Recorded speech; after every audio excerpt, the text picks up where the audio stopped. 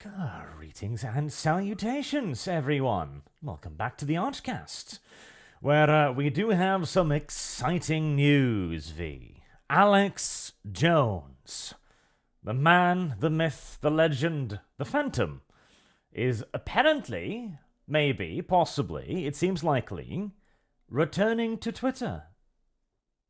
You know that the quartering is the man who initiated it?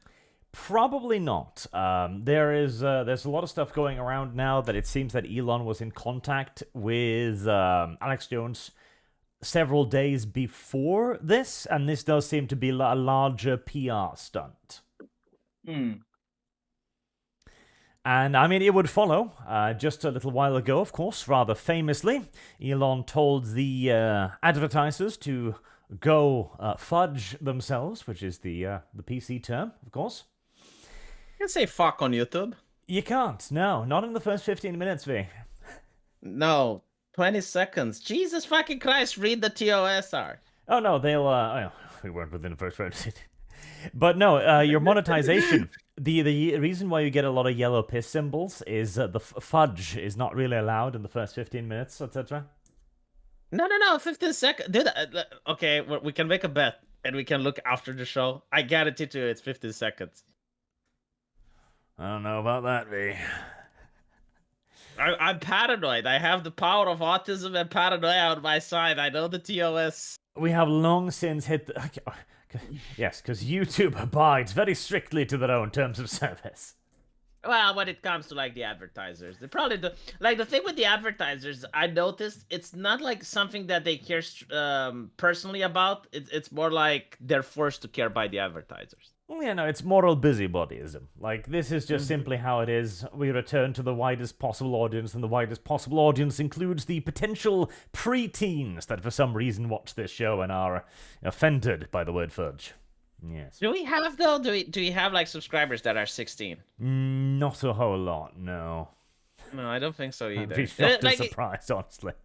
Because when I was 16, I would find this type of content boring as fuck. Like, it's not something that... I will point out that was not really an age thing, that was an era thing. When we were kids, there was no reason to care about politics, because our world was pretty goddamn close to perfect, honestly. Like, we were living in good times. I guess it depends, like, where you were and what you were doing, but yeah, mostly, I mean... Yeah, politics wasn't really an issue, because there was nothing for us to... Fire is the answer. ...to solve, to get worked up over, you know? Plus, we were stupid, so there's that too. Yeah, I think I started caring about politics with the American banking crisis, because my parents were having difficulties at the time, and I was like, okay, well... I started watching the TV, but I don't know how old I was. By and large... Oh, like, the worst thing that happened when we were kids was 9/11, I think. And it was, like, in Europe. And it was only due to the hysteria that the media was having it. Because it was, like, non-stop coverage 24/7. So even if it was far away, you were kind of compelled to care. You know, it was still a sense of dread, even if you weren't in America. You're, like, in Europe. And you start caring about politics when you need to start caring about politics. Simple as. Yeah, that's correct. But of course, we are going to vote yes on this poll. The Bring Back Alex Jones is currently leading by 70.1% to 29.9% no. There was also a quick verification there as well. Elon Musk says he cannot break the law. So that's a little bit of a caveat there, because Alex Jones has, of course...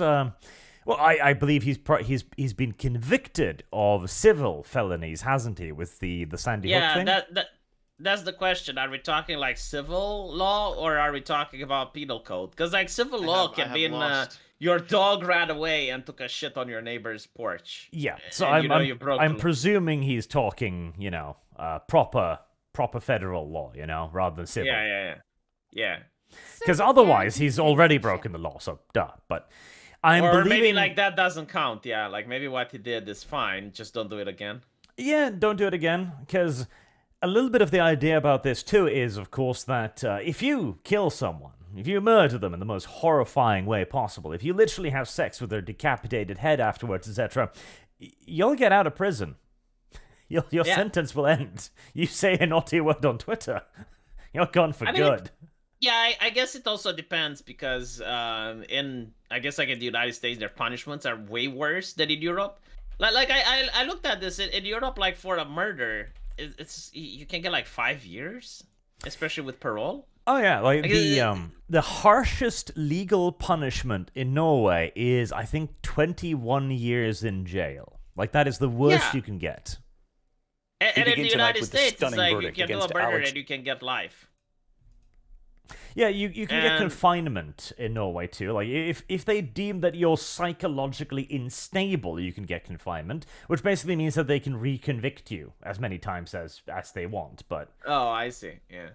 theoretically, the highest possible punishment is 20 years, and that just speaks to an incredibly naive and peace-paralyzed society, doesn't it? Like when you can't think of a crime that could possibly warrant more than 20 years in jail. Yeah, I mean, it's basically because people didn't commit crimes that warranted more than 20 years in jail. Yeah, kinda. And when that happened, it was viewed as something like just absolutely insane. Like, okay, you must be batshit lunatic to do this, so, we're gonna have to confine you. Yeah. But with Alex Jones, of course, as rather famously, he has been convicted to pay $1 billion. No. It was, I believe, more than the reparations that Germany owes to Poland for the World War II atrocities. Yep, no, it's... in fact, I think it's worse now, because this was in 2022. I think they've actually added to his fine since then, because the original judgment was 965 million. I think it's actually above $1 billion now. Yeah, and I need to remind people, he didn't do it. Like, he didn't kill anyone, right? No. Like, no, like what he did was, what was the conviction for? Slander or libel? No, it was it libel or no, it wasn't slander. It might have been libel, but it was also like, okay, you've materially damaged these people's lives because of your lies, etc. There we go. Okay, so the Guardian's reporting claims Alex Jones lives it up but refuses to pay $1.5 billion debt. It's like, okay, it lives it up. Okay, all right. Unless you're Elon Musk, I don't think you there is no living it up to the point where you can afford a $1.5 billion settlement. Yeah, I mean, at one point, it just becomes numbers. You know, like if you have to pay a $10,000 fine, it's bad, right? If it's 100,000, it's devastating. If it's 1 million, you're already at the point of despair. You're in debt for life. Yeah, but like after 1 million and 10 million is the same shit. Yep. Like whether it's $1 million or 100 billion, or 1 trillion or 1 quadrillion, you're never going to be able to pay it. So yeah, no, it's just a number now. It's like, we have saddled you with a small nation's worth of debt. Like, okay, this is not even serious. Like this is not a number that anyone can look at and think like, oh, that's reasonable. Is he going to appeal? I think they're working their way through the appeal system now, but let's be fair here. It doesn't matter. It does not matter. I wonder if go on. If you've been given a fine of $1.5 billion, the judicial system has said its piece. Okay. Yeah. No, it's true, and it's quite disappointing. Because everyone knows it's political, right? Yeah, of course. And what I mean by this, the deplatforming, like first of all, okay, fine. Even if he has to pay damages for the families and whatever, like there are people that killed someone, right? And the family sued, and they had to pay less damages than what Alex Jones is paying. Like, he has to pay more than the entire nation of Germany has to pay Poland for reparations during World War II. I mean, I at this point just stap the entire American debt on Alex Jones, and when he passes away, the debt goes with him, you know? Oh yeah, like there are companies, like there are pharmaceutical companies that have paid smaller fines than this, you know? Yeah.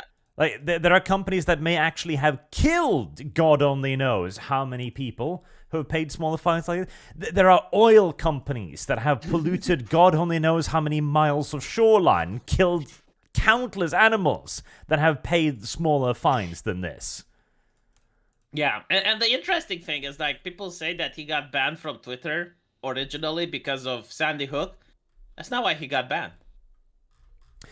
That wasn't. No one even knows. No, he actually compared CNN, the organization, with a rat. Oh, well, that's a bit spicy, isn't it? Yeah, but it was like the organization, like not even the people working there. Like he framed it in a way where it was the institution that's the problem, and he got banned. Oh.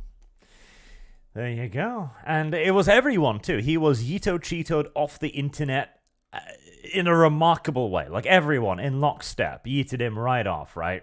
And ever since, he has been de facto persona non grata. That was what worried me, because people don't know, but Alex Jones was the first human being in history that got banned from all the platforms within hours. Because up until that point, you could get banned from one platform for violating TOS, but you would be on all the other platforms and you had to violate them there in order to get banned. Alex Jones was literally the first where it was viewed as coordinated, because it was.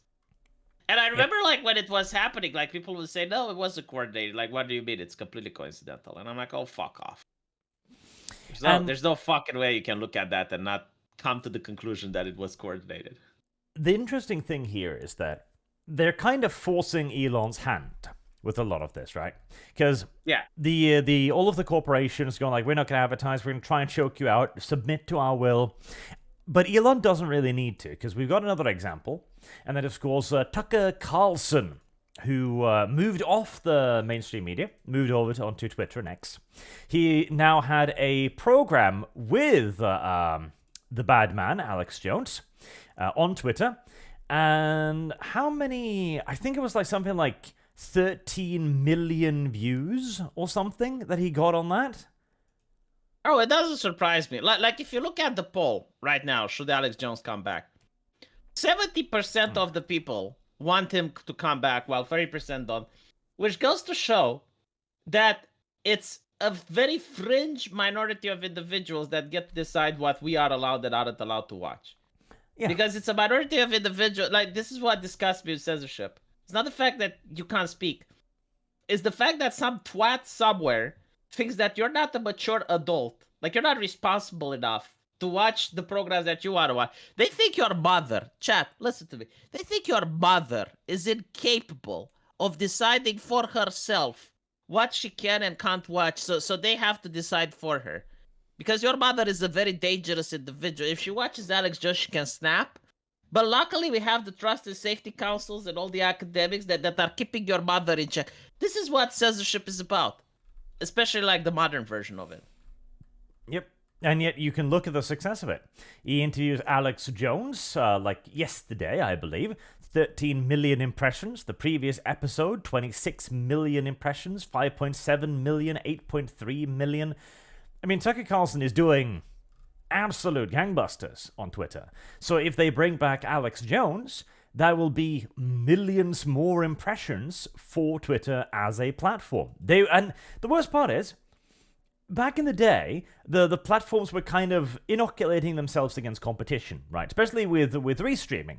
Because there's no reason why an entertainer wouldn't, if possible, stream to YouTube and Twitter and Twitch and everything else simultaneously, right? Meaning that no platform would actually have any sort of monopoly. Meaning that everyone would actually benefit equally. But due to the actions of the corporations, they've actually created a situation now where Elon can actually have monopoly over people like Tucker Carlson, over people like Alex Jones, people with millions of viewers. Fire is the answer. I guess the question is, this is what that feminist rag, I think it was Jezebel, was complaining.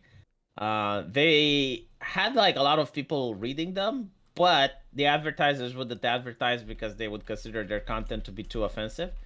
So like they did have the numbers, but they couldn't monetize it.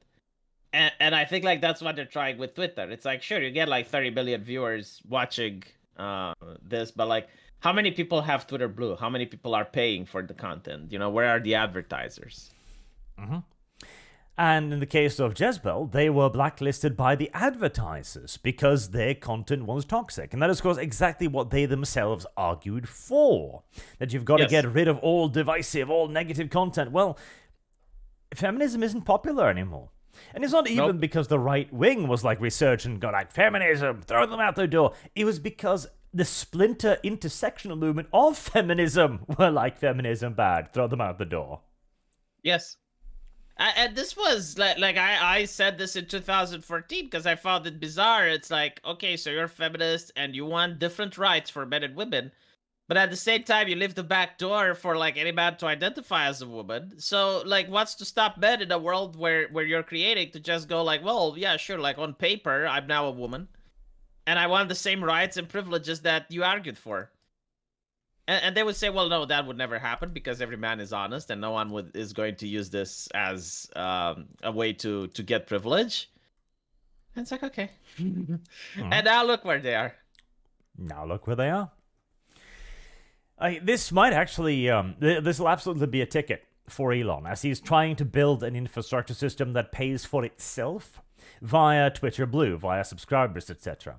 And we have to see whether or not that will be successful, whether or not he can really keep it up. But Piracy's the question. cornering Fire the is the market answer. on personalities as large as Alex Jones and Tucker Carlson, that is obviously a very, very good start.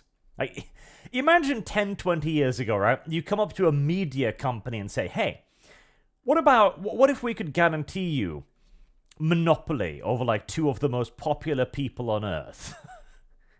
They would cream their pants. They kind of are some of the most popular people on Earth, aren't they? They are. It's kind of interesting. It's like they're not necessarily popular because they're saying stuff that no one else is thinking of. They are popular because they're saying stuff that everyone is thinking of, but they're not allowed to say it.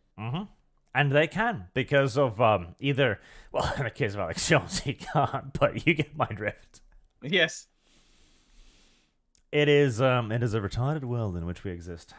You know what's interesting with Alex Jones? I was talking about it yesterday, but they don't say that he is dangerous, right? Like, they don't say that he is far right, or I mean, they do say that he's far right, but they're not considering him as being, like Andrew Anglin or someone like that. Like, they're not considering him to be a danger to society.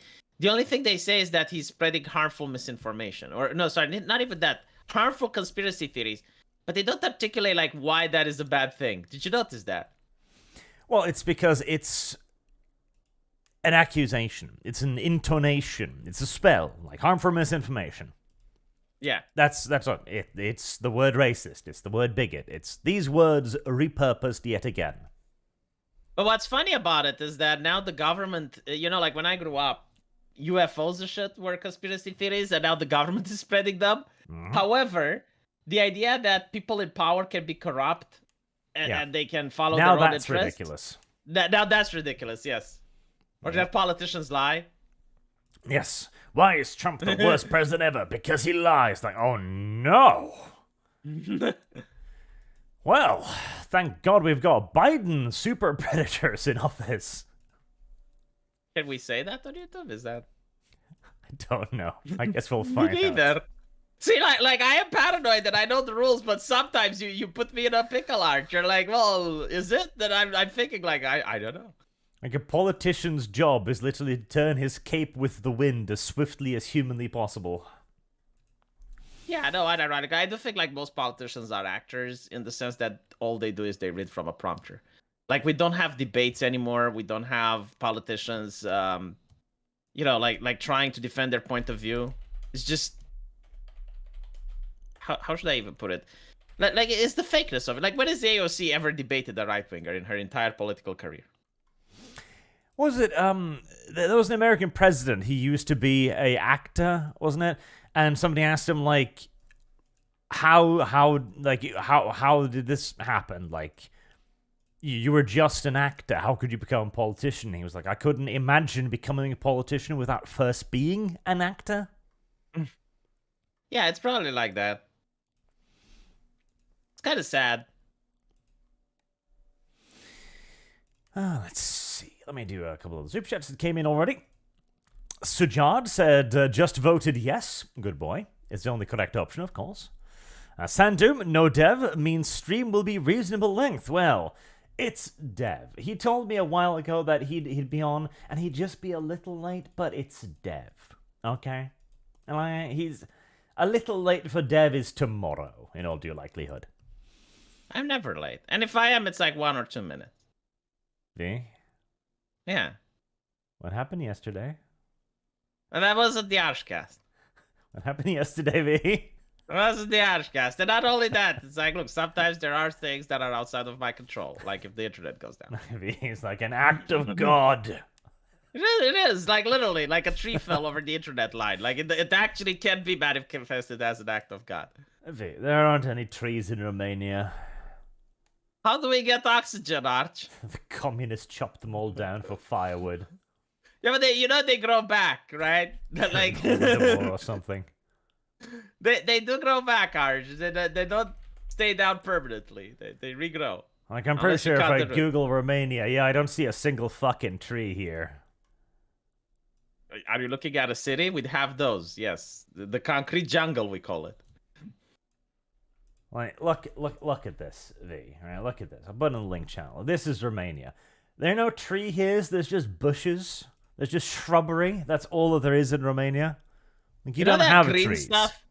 Literally that Those green are stuff on the shrubbery. fucking mountain. Yeah, that's shrubbery. But that Yeah. green stuff up on the mountain. That's shrubbery. Bushes. No, that's a forest. It's when the land is distant, the trees are smaller, Arch. Like, these are not trees. These are bushes. And Romania You does can not see them in the- possess... Oh God. Okay, fine. I'm not going to argue this. It's Well, here. moss. Yes, it's moss. A picture of a Romanian forest in full bloom. Why are you looking at pictures of plains rather than typing it? I don't know, like the Black Forest. It's literally called that. The Black 'Cause the- Forest. Yes. What is it? A It's large like a amount Brother of Grimm's bushes tale. in Hungary? No, it's the Germans burned it down back in the day. Oh, That's so where it's not there anymore. It grew back. Piracy is the question. Fire is the answer. I don't know if I believe any of this, honestly. Why, you don't believe trees go black? I mean, yeah. Go black. Are you an environmentalist, Arch? Are you one of those people? You know, like hold on, it's actually kind of funny if you think about it. So when I grew up, the environmentalism that I grew up with was like Captain Planet shit. It's like we must protect the forests, you know, we can't destroy the lungs of the earth. And now since the carbon cult, it's quite the opposite. It's like, no, like forests grow back, you know, plastic is the issue. Plastic. Yes. Jacob Andrew says, Alex wasn't just banned by all social media platforms on the same day, there were also articles posted on why that's a good thing on the same day. There was. I didn't remember that, but that's a good point. It was a full spectrum assault. I have lost. Shit. So John says, the coordinated censorship of Alex Jones reminds me of games journos coordinating the attack on gamers because some, naughty word for woman, couldn't close her legs. Service guarantees citizenship. Man, I mean, it would yeah. be so interesting if like all these agencies and the spooks they used gamers as a testing bench before. That's definitely not Expanding a word the you could use on program. YouTube. I have lost. No, it is. See, that's the thing. Back in Gamergate, when this was revealed, we were like, what? Oh my god, no. No, they're not all coordinating. Today, it's like, yeah, Piracy we is know. the question. We are Fire aware. is the answer. Literally, This is just how it works. unironically, yes. Boog says, I'm never late except when I am. V 2023. That's true. There is no lie. Yeah, like no, that's an accurate statement. And so John says, does mobile data not exist in Romania? Yeah, what about Starlink, V? I think that is in Ukraine. Oh, yeah. Well, So if you're close to the Ukrainian border, I think you can get it. of course the Romanians would steal internet from the Ukrainians. LLU 81, there are no trees in Romania. It is canon now, correct? And Jafar the Blade. Tree 2V, 18 charisma, this, you fucking casual. You know, I'll tell you this: if charisma is mind control, dexterity is ultra instinct. You don't watch Prism. Dragon Ball, do you? No, I will never will. Goku unlocked a new power, Arch, and it's called Ultra Instinct. Like, he dodges everything without thinking. Like, his body reacts without actually thinking. If you try to shoot him, he moves out of the way, and he doesn't even know why he moved, but he does. It's called Ultra Instinct. It's kind of like a Jedi thing, you know, like when Jedi parry bullets, kind of like that. But actually, they do think when they parry bullets. Oh, yeah. Prism Warrior Yeah, 1 says, Hey Arch, Azul Lane is currently doing its third in-game popularity vote. Which waifu are you voting for? Myself, I am voting for Blucher and Sao Martino. Please show people nice waifu art. Also, any news on RG and Kirsche guest stream? I still haven't... See, we're going to have to do that at some point when we know Dev is going to be dead. But Dev promised to be here today. Dev is still lying. In fact, if we get Dev to be like, yeah, I won't be there, he's probably going to show up. Like, all fatting around and shit. That would happen. That would unironically happen. And American Outlier says, Hey Arch and V, I hope your day's going well. Thank you very much. I hope you're doing well too. He's gonna start the YouTube channel. Service guarantees Is he? citizenship. Why hasn't he already? I don't know, but it's going to be a boring channel about history and shit. I think that if he starts anime reviews, he's going to do great. Do you know why, Arch? Because that's what he does? No, because he's a black person. Like, think about it. Every single best anime review channel is made by black people. I wouldn't know. Like, no, look at the top 5 anime reviews. Listen. It's his destiny. I'm telling you this. Anime And I told him. reviews are for weak people. Like, seriously. Are they? Yes. But you make Warhammer 40k reviews. Yeah, that's for strong people. I see.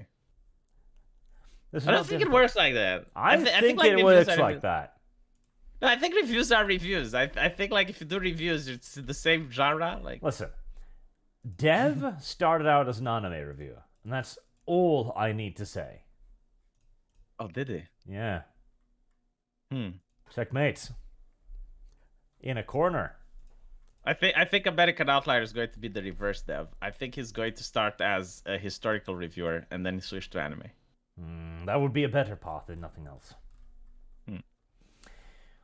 Let's see. Okay. Next little topic. Did you watch the GTA trailer? Yes.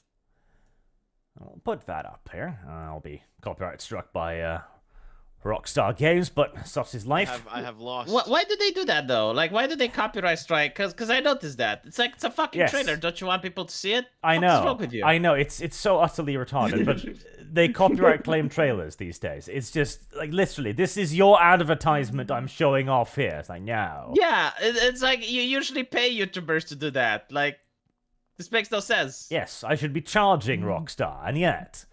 So, what is interesting about GTA 6, right? This is going to be the biggest game, like, ever, in all due likelihood. And it's also going to be the biggest controversy in gaming for a very long time, and maybe even forever.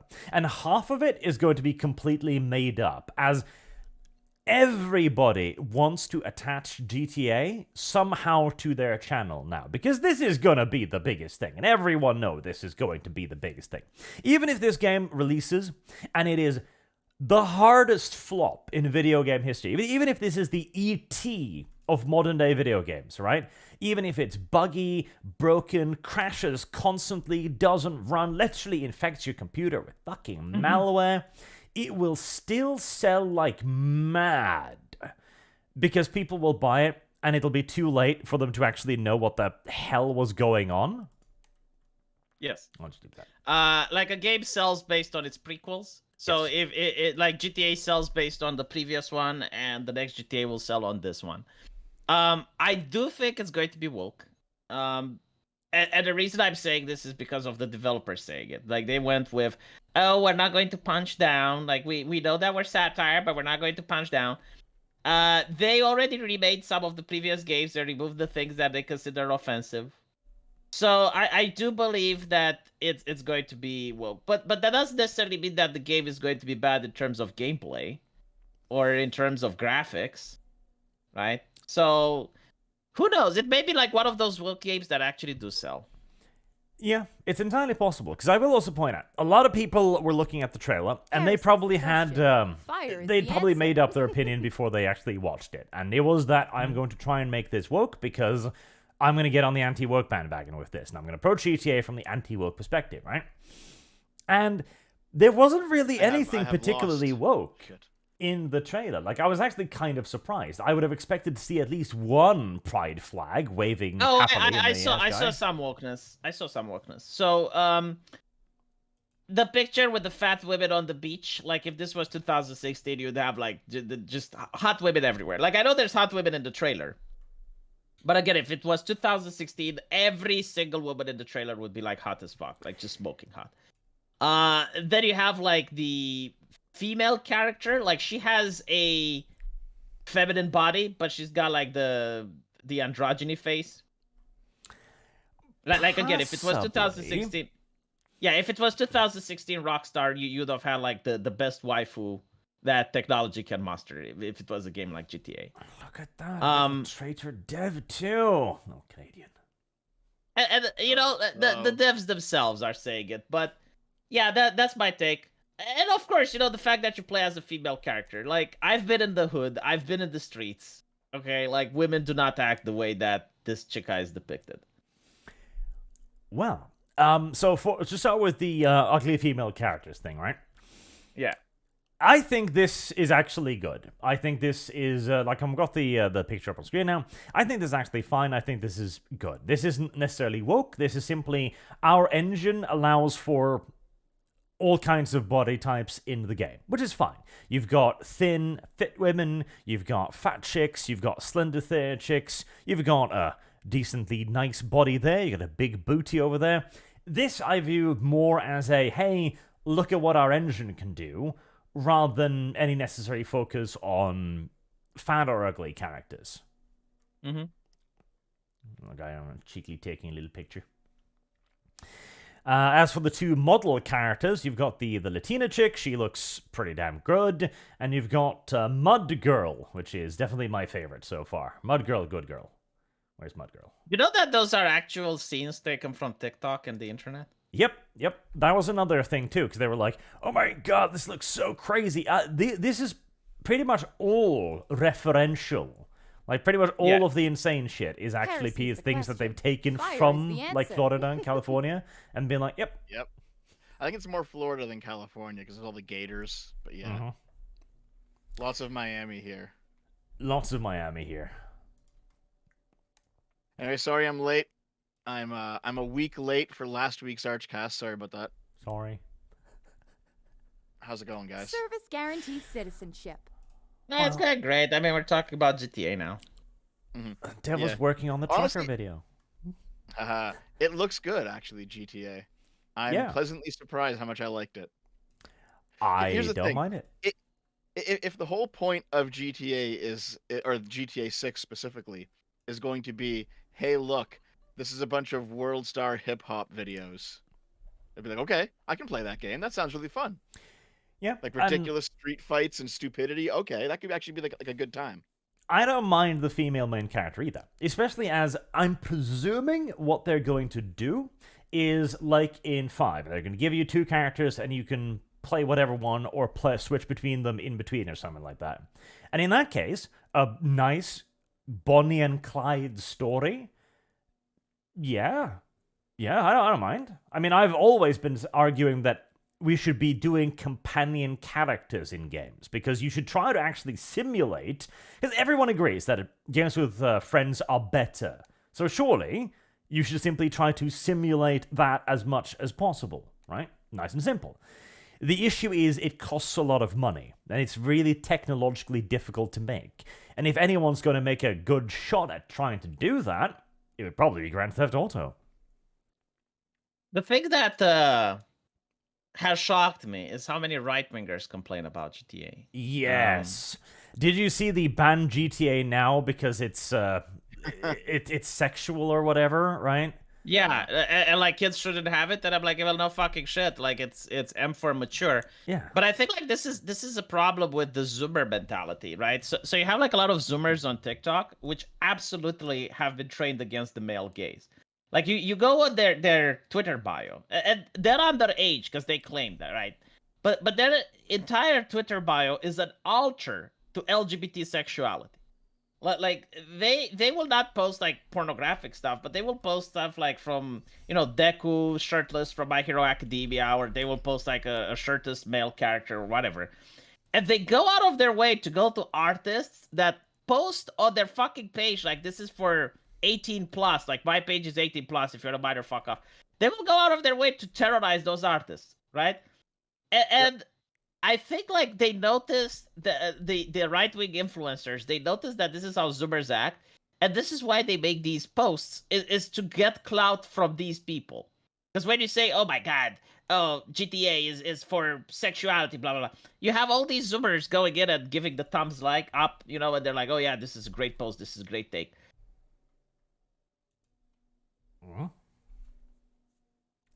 So basically, like, I don't think they're doing it out of ignorance. I think they're doing it out of malice. Like, I genuinely think that they know what they're talking about. And they're just doing this because it's popular. Even though they know it's wrong. Sorry. Who do you mean, V? The right wingers or the left? The right wingers, yeah, like people like there was this influencer. I can look it up. He was basically, the Zionists at GTA. I'm like, when you start with that language, like I genuinely know. Yeah, I know what you mean. It's one of those things where like I'm not surprised by it. Like you said, you're surprised by it, because I'm just thinking back to the '90s where that's what they did. It's like, they're coming back. Okay, I understand. Like it almost seems like a return to form for the right to do something like this again. It is kind of sad, yes, that when it comes to censorship, both parties agree. Yep. Well, yeah, it does, because there's a lot of right-wingers, too, that are going to try, because, as I mentioned, and this is going to be a big controversial game, and a lot of it is going to be manufactured. And largely for clout, there's going to be a lot of right-wingers as well that will go like, it's woke. Okay. Well, explain how the trailer was woke. I was like, well, I can't really. Like, okay, but we can look at what Rockstar says, and we can actually analyze it, and we can talk about that. And then there's people who can be like, well, it's immature. Think of the children. We'll return to that era again, and so on. Yeah. Yep. It will be good. interesting. I'm gonna play it. It does look good. I mean, we did think of the children. It's made for mature. It's like mature audience. M for mature. The children have been considered, yes. I do like that there's been kind of like a strange reversal in terms of this type of game, because Grand Theft Auto, up until GTA 5, was a reasonably serious game. And then Saints Row was like, how about we do Grand Theft Auto but stupid and ridiculous and over the top? It's like, okay. And then Saints Row got popular because it was kind of goofy, right? And then it seems like GTA has decided to do what Saints Row should have done, while Saints Row is completely fallen apart and collapsed. Fire is the answer. Yeah. It's it's the ideological shit, yeah. Yep. Actually, I think now that this fucking Skullgirls Nightmare video is done, one of the next things I'm going to do is I actually interviewed anonymously a developer from the Saints Row reboot. He told me some details about what the fuck happened. I've been sitting on it for a few months because he basically asked, hey, don't put this out right away, because everyone at the studio, we all got laid off. We're all looking for new jobs. So like, wait until everyone gets a job. So I said, okay, I'll put it out. I got the interview like in August, and I kind of sat on it. So I'll probably do that next. It's gonna be fun. It's gonna be an interesting thing. They had their game stolen from them, didn't they? What do you mean by stolen from them? The developer got Me Too'd, and he couldn't defend himself on social media. And basically, during that time is when they did like a lot of corporate shit in order to steal his company from him. No, that was the Skullgirls one, not Saints Row. But yeah. Yeah, I'm talking about the Skullgirls. Okay. Yeah. It's a lot more complicated than that. The Skullgirls video is gonna be like 2 hours long. It's ridiculously complicated. But was I close? Like, is it kind of like what happened? You know what? I guess I might as well spoil a little bit for those of you who aren't going to watch this. And I know that some of your guys don't watch me, Arch. The TLDR basically is that the Me Too stuff was actually it was actually a smokescreen. It was all manufactured outrage. Nothing actually happened. And the real reason the company was stolen away from him was because the employees wanted to turn it into a worker co-op. And they used all the public canceling. They used that as an excuse to basically destroy his reputation. But the real reason is that they wanted equity in the company. But like, okay, why did they decided to censor everything? Given that, do they want ESG investment? The main reason they decided to censor everything is because all of the employees, they're basically done with Skullgirls. They don't really care about it anymore. But they have no other Heresy is the connections into the question. industry Fire is but the answer. through licensing through Skullgirls. So it seemed like their plan was basically to try to get a bit of short-term popularity with Skullgirls again by marketing it to a new audience, so they censored it, and then take any kind of money that came out of that with new sales, and then make a new project because they're currently working on. That's so interesting to see how they think behind closed doors, isn't it? It's like what you say, like they don't care about the thing, right? Like now you understand, because like, well, you would think, wow, are they so stupid to do this? Like, don't they realize what is that? And they do realize it. And as you said, it's like, well, they don't care. So like, you have people in charge of an IP that literally they don't fucking care. So yeah, they're not going to treat it with respect. Oh my god, Arch, my fucking avatar looks ridiculous. You okayed it. I know, but it looks so weird. It looks. Dude, my nose is not anywhere close to that big. I got a big nose, but it's not that big. It's a bit too realistic, I will say. I might have my anime artist redraw you as a girl. Oh, okay. I can use that on Kibbs's too, I guess. That's where everyone's a girl over on Kibbs's channel. I even sent this to Dev, and I thought to myself, like, this is a little bit too realistic. But I sent Dev, and Dev was like, that looks good. It's like, oh, okay, Dev. Yeah, man, I don't care. It's fine. It's funny. Like, if people are laughing, then I've done my job. You know what I mean? Yep. It's okay. I had the artist work in a little bit of a hammer and sickle somewhere, too, so good luck finding that. Oh, really? I gotta look. But anyway, when it comes, sorry for the derailing. The TLDR basically is that, like, there's this narrative that Skullgirls was stolen by a bunch of progressives who didn't work on it. That's not true. It is the original team. They got rid of the head of the team, but the rest of the original team is still there, and they worked on Skullgirls 10 years ago. But it's 10 years later now, and they don't give a shit about Skullgirls anymore. They've moved on to other projects. But Well, they have like, no look. So they have no money for the other projects, right? And they think if we can just put Skullgirls into the news cycle one final time, we'll get more sales, we'll get more money, and we can make our new project. But it backfired horribly. That's basically what happened. Yeah, but Dev, okay, I'm making a video game. Not gonna go into details, but Okay. I am the head of development, right? So I have my idea. I know what I want. I'm the one interacting with the market. Like, people donate money so that the thing happens. Now, I work with people, right? So like, I have a team, but like, just because I have an artist which draws what I ask him to draw doesn't mean that he is passionate about the project. Like, does that make any That's true. sense? No, I agree. It's kind of like it's kind of like if I want to build a house, you know, sure, I can get an architect and he can do the plans for the house that I want to, and then I can get like some construction workers, and they're of course like proud of the job that they are doing, like they're proud of the wall that they're making, they're proud of the blueprints that they create, but it doesn't mean that they really care about the house and my vision, if that makes any sense, right? I completely agree. Yeah. Like, the moment you're gone, like for instance, take StarCraft, right? Like you have the person in charge that has like the vision of a strategy game, and he wants to make it, but the artist who makes the Protoss units, like he may not even like strategy games, he might not even care about it, but he is told to draw like a cool alien figure, and he's going to draw it to the best of his ability. He's going to be proud in his work. But that doesn't necessarily mean that he's a person that likes to play strategy games. So when you're telling me that Skullgirls, oh, well, it's the same team, and yeah, like maybe it's the same team of people and artists that can draw and do the coding and everything like that. But if you get rid of the person that's at the top, that doesn't mean that, as you say, like, they will care about the video game in question. So, basically, Skullgirls like had 3 original people. You had the original like concept creator, that was Alex. It was a crowdfunding thing, yeah. And then you had Mike Zymont, who was the original programmer, and then the original animator was Mariel Cartwright. Mariel Cartwright's still there. and she was one of the original 3. However, I did a fucking deep lore into Mariel Cartwright, and she is a piece Service of fucking work. guarantees In my opinion, she is citizenship. the reason everything fell apart. Hmm. But you have to wait for the video to see. Yeah, I'm not going to watch 2 hours, Dev. Make sure. No. Yeah, I'm not going to fucking watch it. Dude, like, how many times do you watch a 2-hour fucking YouTube video, Dev? You just gotta watch it once. You just gotta watch it once, man.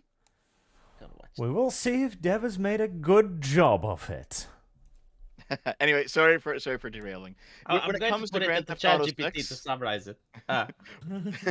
when it comes to Grand Theft Auto 6, I'm actually I'm hoping this is going to be not necessarily a return to form because it's different, but a good game.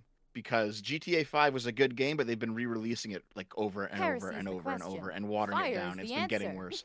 Hopefully GTA 6, hopefully when you play GTA 6, you feel like you're playing GTA 5 on the first day GTA 5 came out. Never played it. I own it. Never No. played it. Not once. It was a good game, but it they made it online and they added all the loot stores and they put it on PS3, then PS4, then PS5, and they turned what was a decent open world sandbox game into one of those perpetual play games that you just play forever, and they kind of ruined it. But when it came out, it was really good. Right. Let me go through a few more of the Superchats too. Why You Hatin' says, Russian soldiers in Ukraine report that they are now having to deal with rats the size of AK-47s. Never expected the Skaven to get involved. That is an inevitable result of large-scale trench warfare. The rodents will do very well. Actually, this is something that I've only heard. Maybe you guys can confirm or deny. But basically, the Russians they've taken ridiculous amounts of casualties, but they've thrown so many bodies at this war that they're actually just turning the tide by sheer number of people they've gotten killed. They probably have, but what people often also overlook is that Ukraine has probably taken as heavy casualties in terms of percentage as the Russians, because this is just a artillery war now, and nobody wins in an artillery war, especially not the poor motherfucker in the trench. Santoom says, "Oh, Dev is here. Guest stream will be 5 hours long. We can hope." Mr. Twisted Frenzy, Vice City was the first GTA game I ever played back in the day, and I love it to this day. That said, this trailer shows that this isn't 80s Vice City, it's modern-day Vice City, which I do not like. So long as they do it properly with a little bit of fun to it, they'll be fine, Piracy I is the think. question. We'll see. Fire is the answer. Reigning Terror says, Red Woman became Sheckelstein? Sheckelstein? Sheckelstein.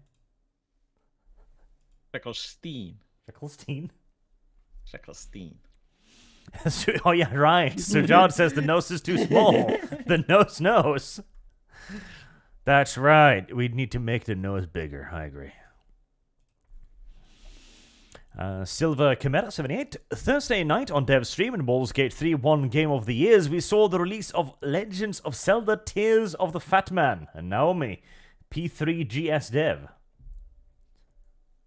Okay, so Naomi and I had a bet, $100 for who would win Game of the Year. I said Zelda Tears of the Kingdom. She said Baldur's Gate 3, and she won. So I had As to pay was up only on obvious. stream.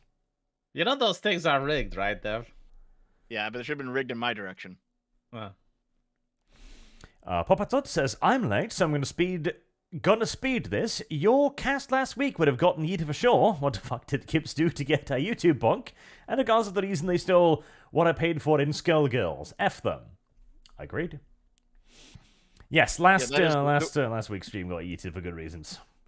The worst part of the Skullgirls thing is the fact that they changed the art book. Because that's like concept art. And they're just like, well, fuck you. We're going to erase what we made, 11 years ago that got really popular. It's not only that, man. It's like calling your fans pedophiles, right? Like I have it's the new lost- racist and sexist trope where they want to co-opt video games, and they will say, well, all these video game characters are racist and misogynistic, right? So now they're going and changing the fan art of Skullgirls. Like Skullgirls aren't even lollies. I think what is the name of the one with the hair on the box?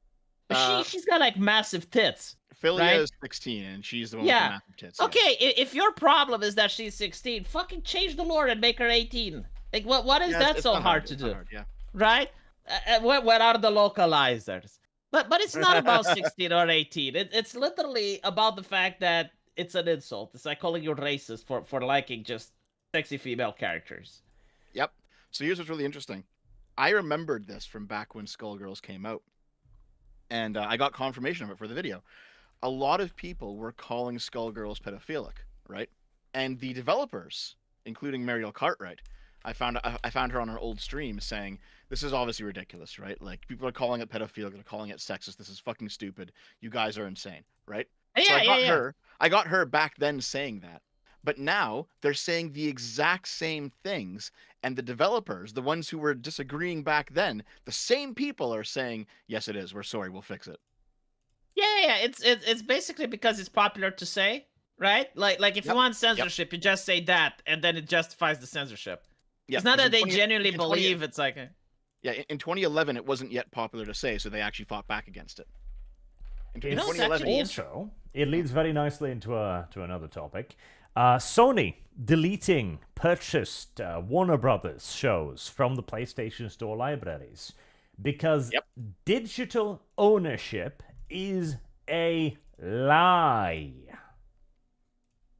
You know what's interesting? There's this video that I got on my channel. It's called like the scariest video of 2023, and it's got like this woman going. It's like, well, do you actually want to own your phone? Like, how many of you own your phone? Like, no, you just want the function of it, don't you?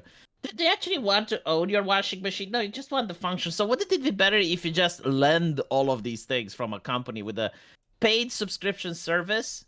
Oh yeah. Oh V. Yes, I saw your video on that. But also that reminded me of my my Google Stadia video, because one of the people who was posting on the Google Stadia Reddit when Google Stadia finally died, they were saying nobody should be allowed to have their own graphics card. It's much more economical to just have everything in one unit. It's what they're pushing for. It's the same idea.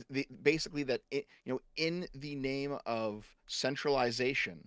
Environmentalism as well. Yeah, environmentalism, but also centralization, which in their view leads to efficiency. People shouldn't own things; they should just rent them, and they should be fungible and like exchangeable. Yeah, there's like a whole philosophy of it. And you're thinking about it, that it's like in a world where corporations were benevolent, maybe, but like we're talking about. Imagine like if Amazon just takes away your license to use the washing machine, or if you can't make the monthly payment for the washing. And then his internet killed him yet again. Am I? You're back? Did another tree fall down? No, I think it's the microphone. No, but I was saying, it's like, imagine if you can't pay the monthly payment for the washing machine. Yep. Well, because there was that one story of the Amazon house that locked the guy out because someone said a slur, right? No, yeah, it's similar. Like apparently a delivery guy thought that he heard the N-word from within the house. And I want you to understand, like, even if you don't like the N-word or whatever, if you're saying it in your fucking house, what is the problem? Like it's not illegal. The problem is because it's not your house. It's a service rented to you by Amazon. Yes, like that is it. And apparently, like, the guy thought he heard it. So Amazon caught the service from this guy. Like, he had the smart house. Now he couldn't enter his own fucking house. So he had to file a complaint, and it took a while. And the only reason he got his house back is because he had video footage showing that when the delivery guy heard the N-word, no one was home. Mm-hmm. I have lost. To be honest, like, there's a lot of nice things about a smart house, but you got to jailbreak the stuff that you buy. You can't just rely on the centralized service. If you're buying tech for a smart house, you should jailbreak it. It's because you don't own any of this. This is not yours. Hold on. Hold on. The chat. The N-word is coming from inside the house. That's really good. But this is the reality of digital content. Like, this is, you don't own any of the games in your Steam library. Not a single one of them. According to Steam's user agreement, you are renting them. They can take them away at any point for any reason whatsoever. Now, that is in part allowed because Steam I needs to have be able lost- to ban people that cheat, for example. So it's kind of a let live scenario where we go like, okay, we understand the legal reason why you need to do this, just don't abuse it, all right? Yeah.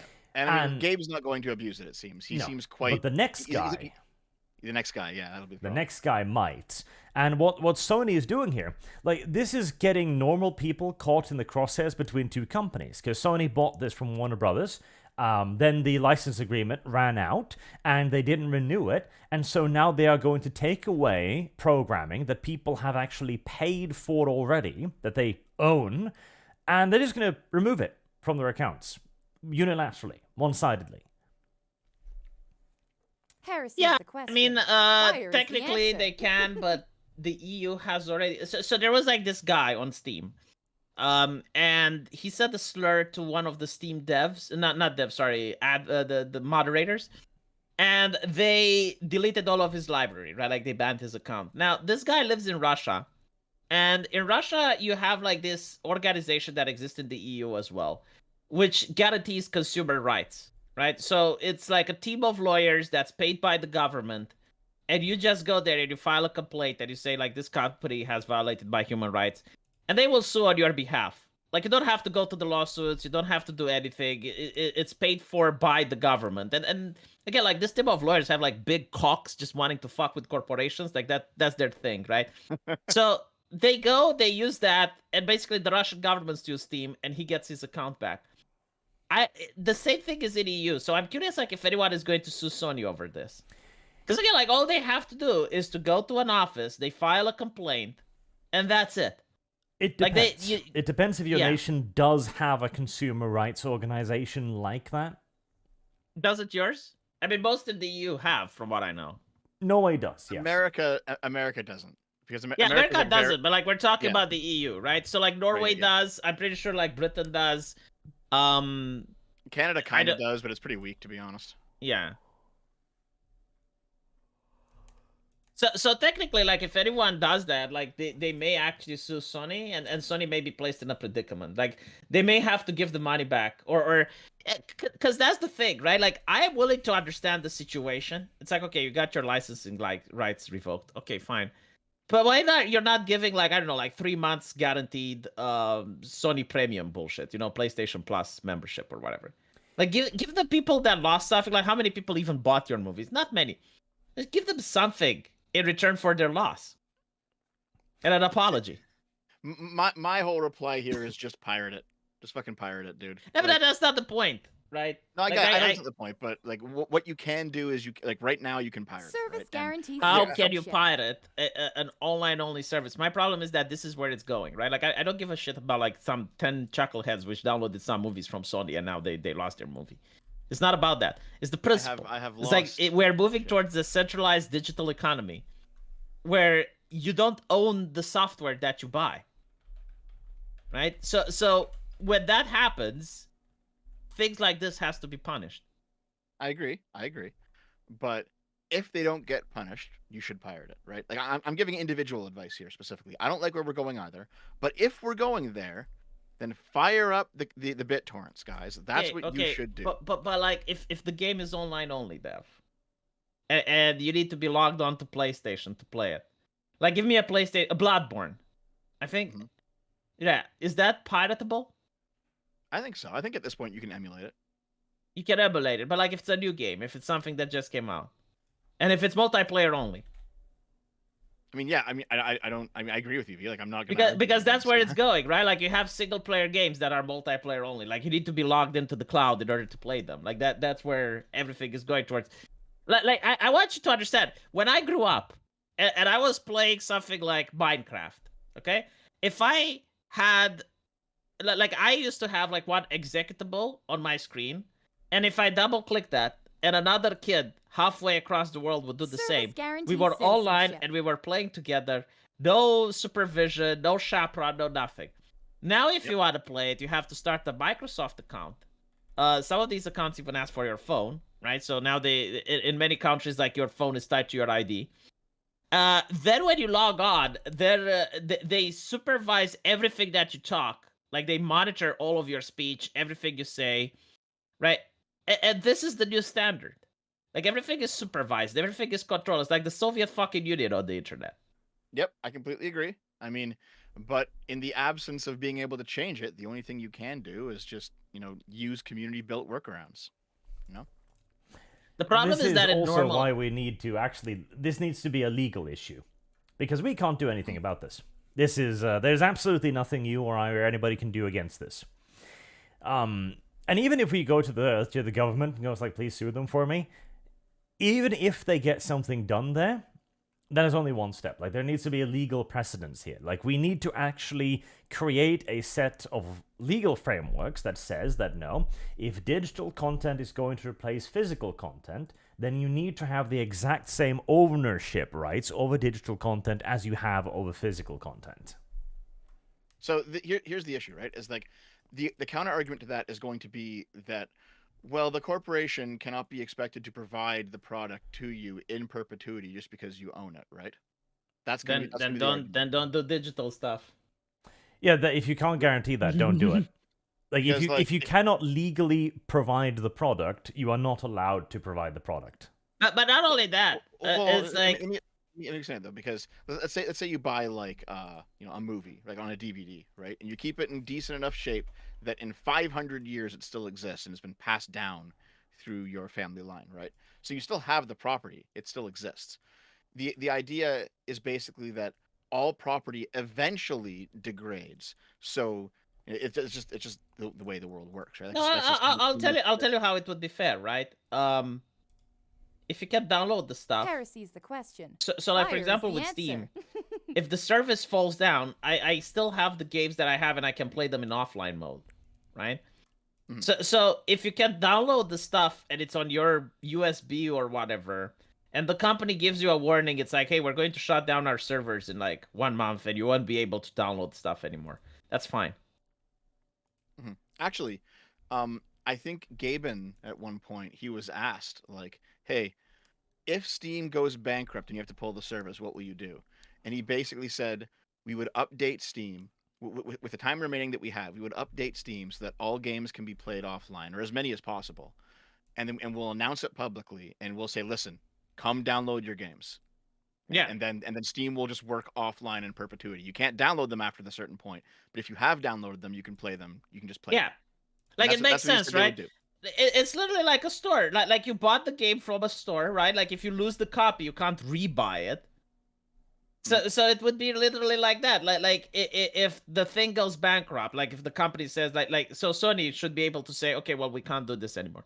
We can't provide these movies. They would be like, okay, well, if you download it on your console, it's there. Steam actually did that. I think there was a game, Anno, like the last Anno, said that we want to go on Epic exclusive, right? So if you bought the game on Steam up to that point, you could download and play it. But after that point, it wasn't available on Steam anymore.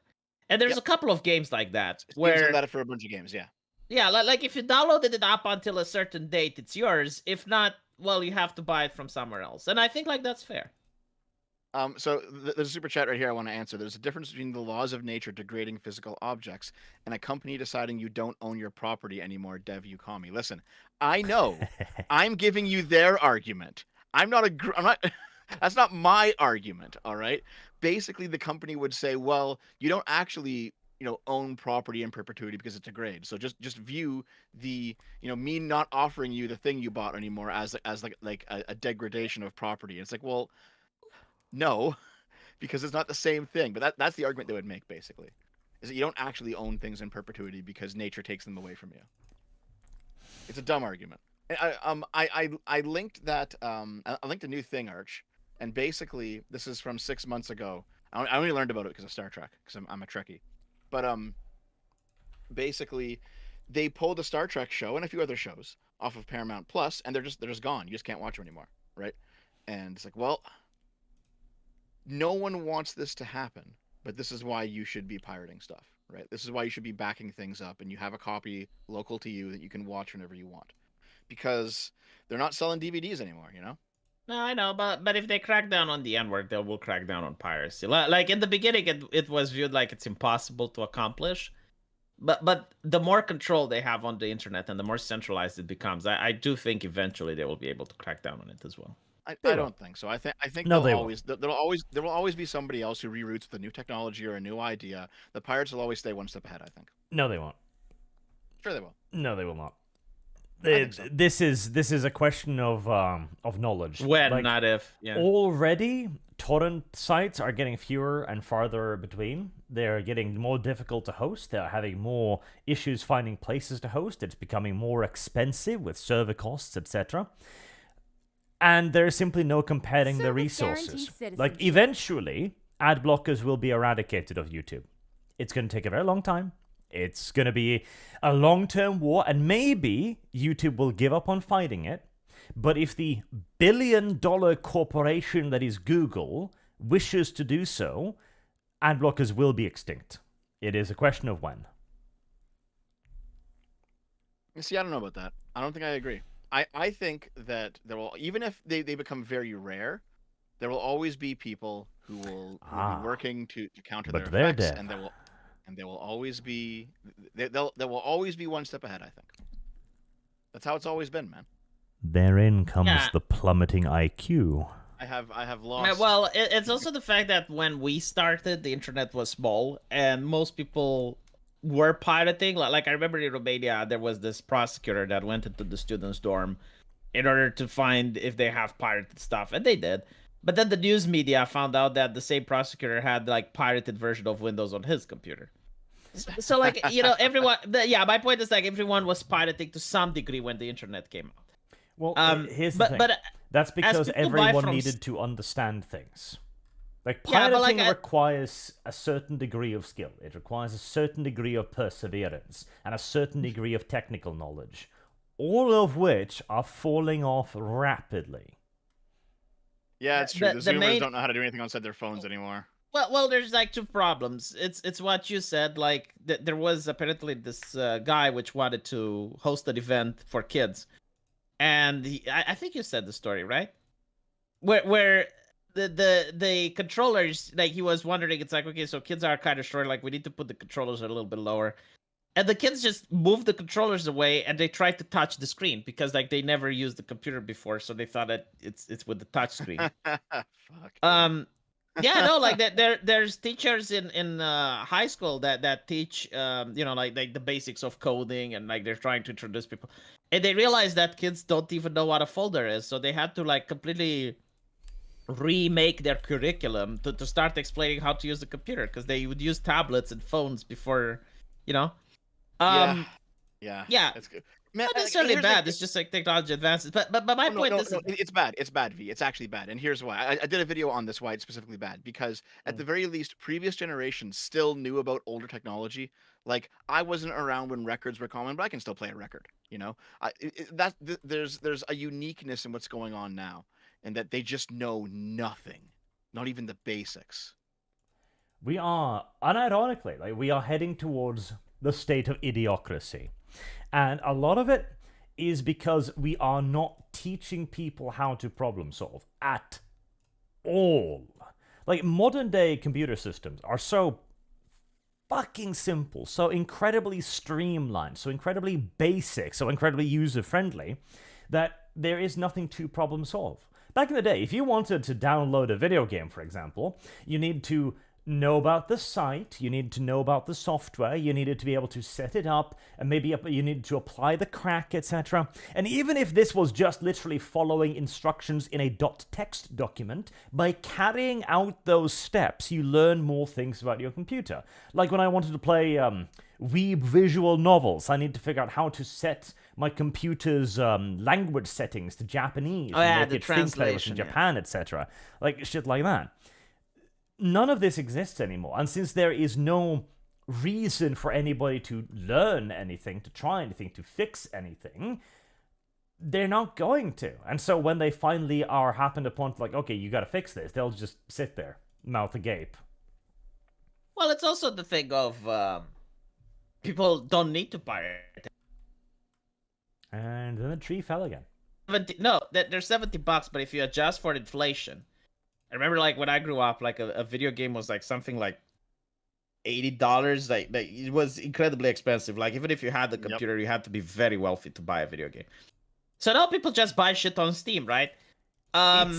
It's that, and it's also the ease of use means that it is easier for people to make really fucking stupid economic decisions. Like, we are in a world right now where people think that luxury goods, and video games are a luxury good, are absolutely necessary. This is the idea of, like, healthcare is a human right, for example. Like, no, we deserve this thing that costs trillions of dollars. Like, no, you don't.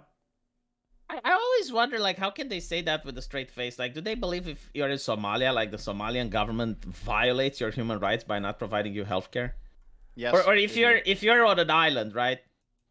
Like you're shipwrecked on an island, is like the island violates your human rights for not providing you with healthcare? No, they actually believe that. Yeah. But like, what? No. Yes, they do. No, I They don't. believe that. Like, again, they probably do, and it's because they don't understand. Like, I'm sure you guys have equal equivalent, like, TV shows of this, but over here we have something called the luxury trap, roughly translated, and it shows, like, people in they've dug themselves deep into debt, and then they display their spending habits to try to explain to them, this is what you're doing wrong. And these people usually are like, oh, yeah, we go out to eat like 3 times a week. I buy my food at a store every morning.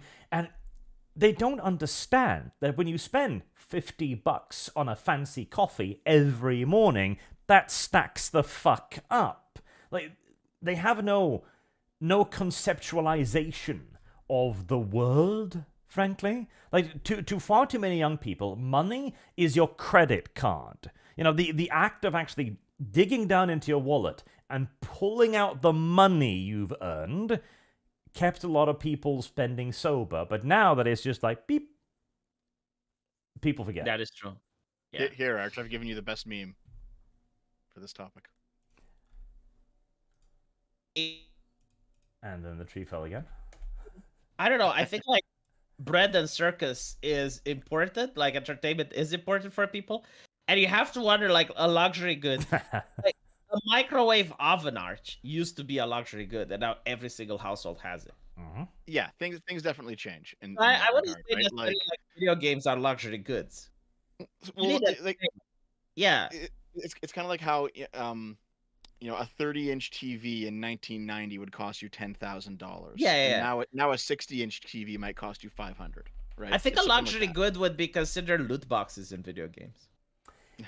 No, like, it's one of the video games are luxury goods. You don't need need video games to survive. Yeah, but Arch, you do need entertainment. Like, bread and circus is important for the masses. No, you fucking Yes, you don't. do. No, you fucking don't. The coal worker who comes to home after a 16-hour fucking shift to feed his family. He goes to the fucking pub, Arch. He goes to the pub. Or he simply Like, falls asleep. Oh, yeah. No, he does have entertainment. Like, it's true. If you don't give people entertainment, they will act in a violent manner. They'll have to figure out something. Okay, that's good. Yeah, violent manner, fantastic. Then he goes over and punched his neighbor. Good. Now we've got entertainment for 2, and it costs neither side anything. Jesus Christ. Like, to be honest, like, entertainment. that was considered. That was considered the entertainment of the village back then. Yeah. Like, yeah, right. I even agree that entertainment is somewhere on the pyramid of needs. I'm just saying it's a hell of a lot lower than food and water. Or electricity if you're in Norway, heating. Yeah.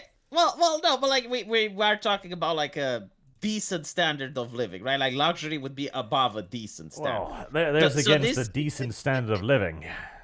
It's one of those things where, like, if you were to say, for example, food is a human right, that's a very different statement. Even though it's wrong, it's a very different statement than internet access is a human right, right?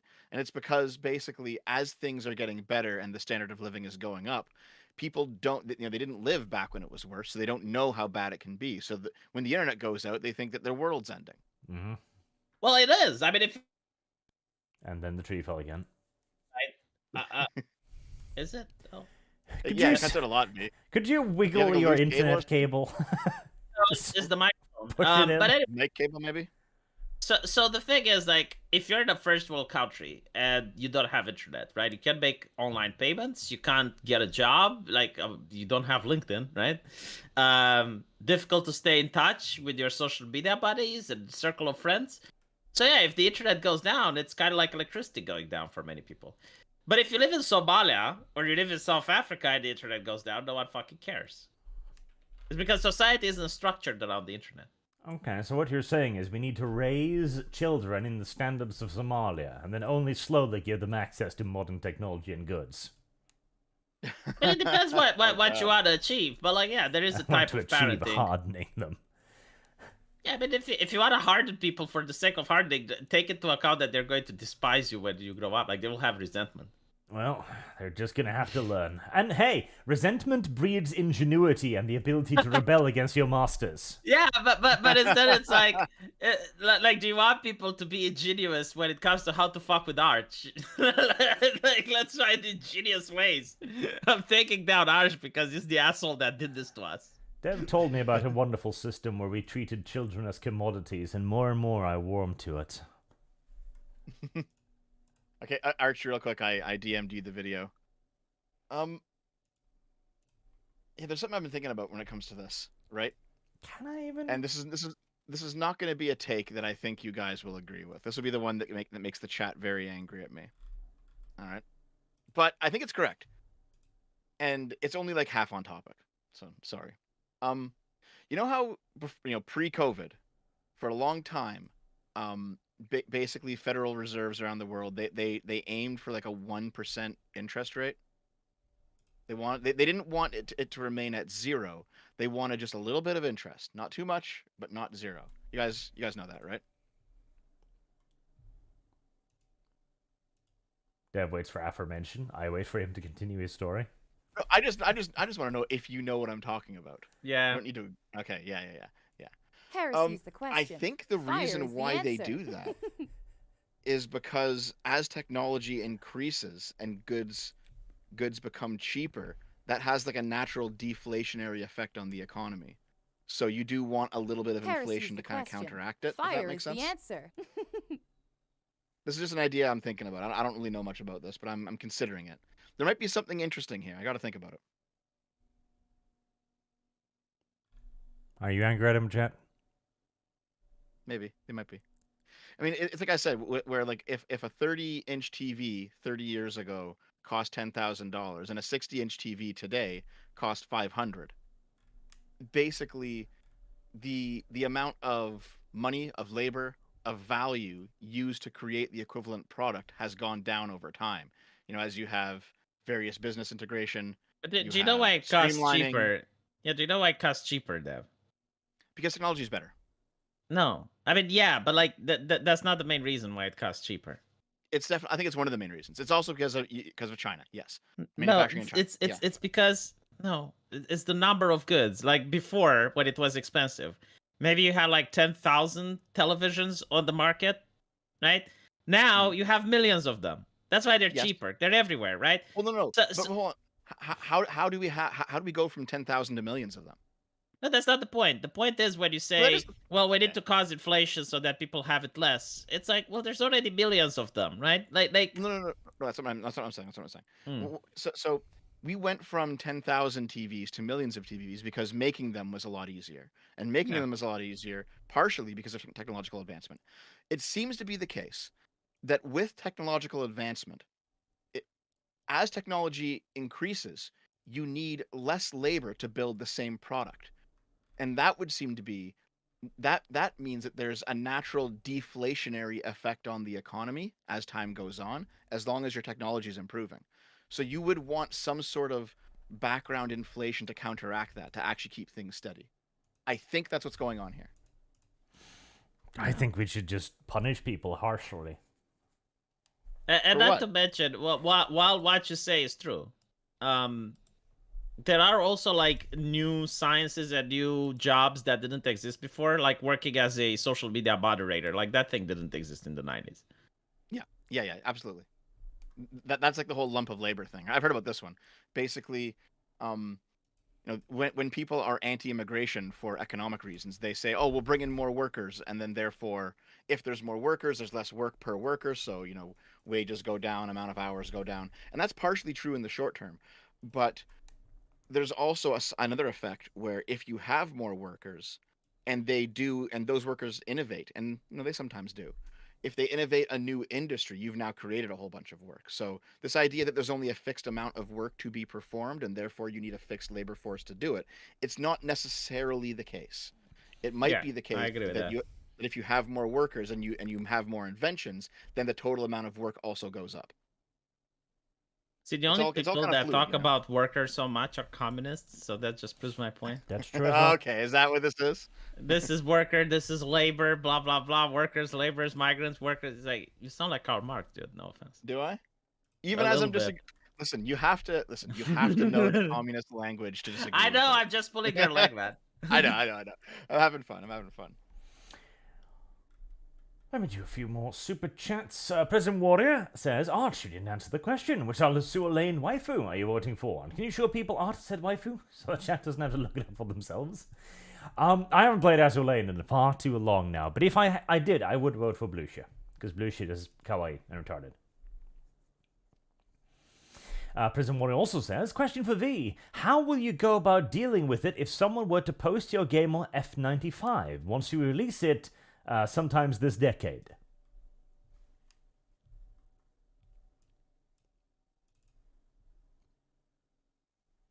Wait, was that for V? Yes.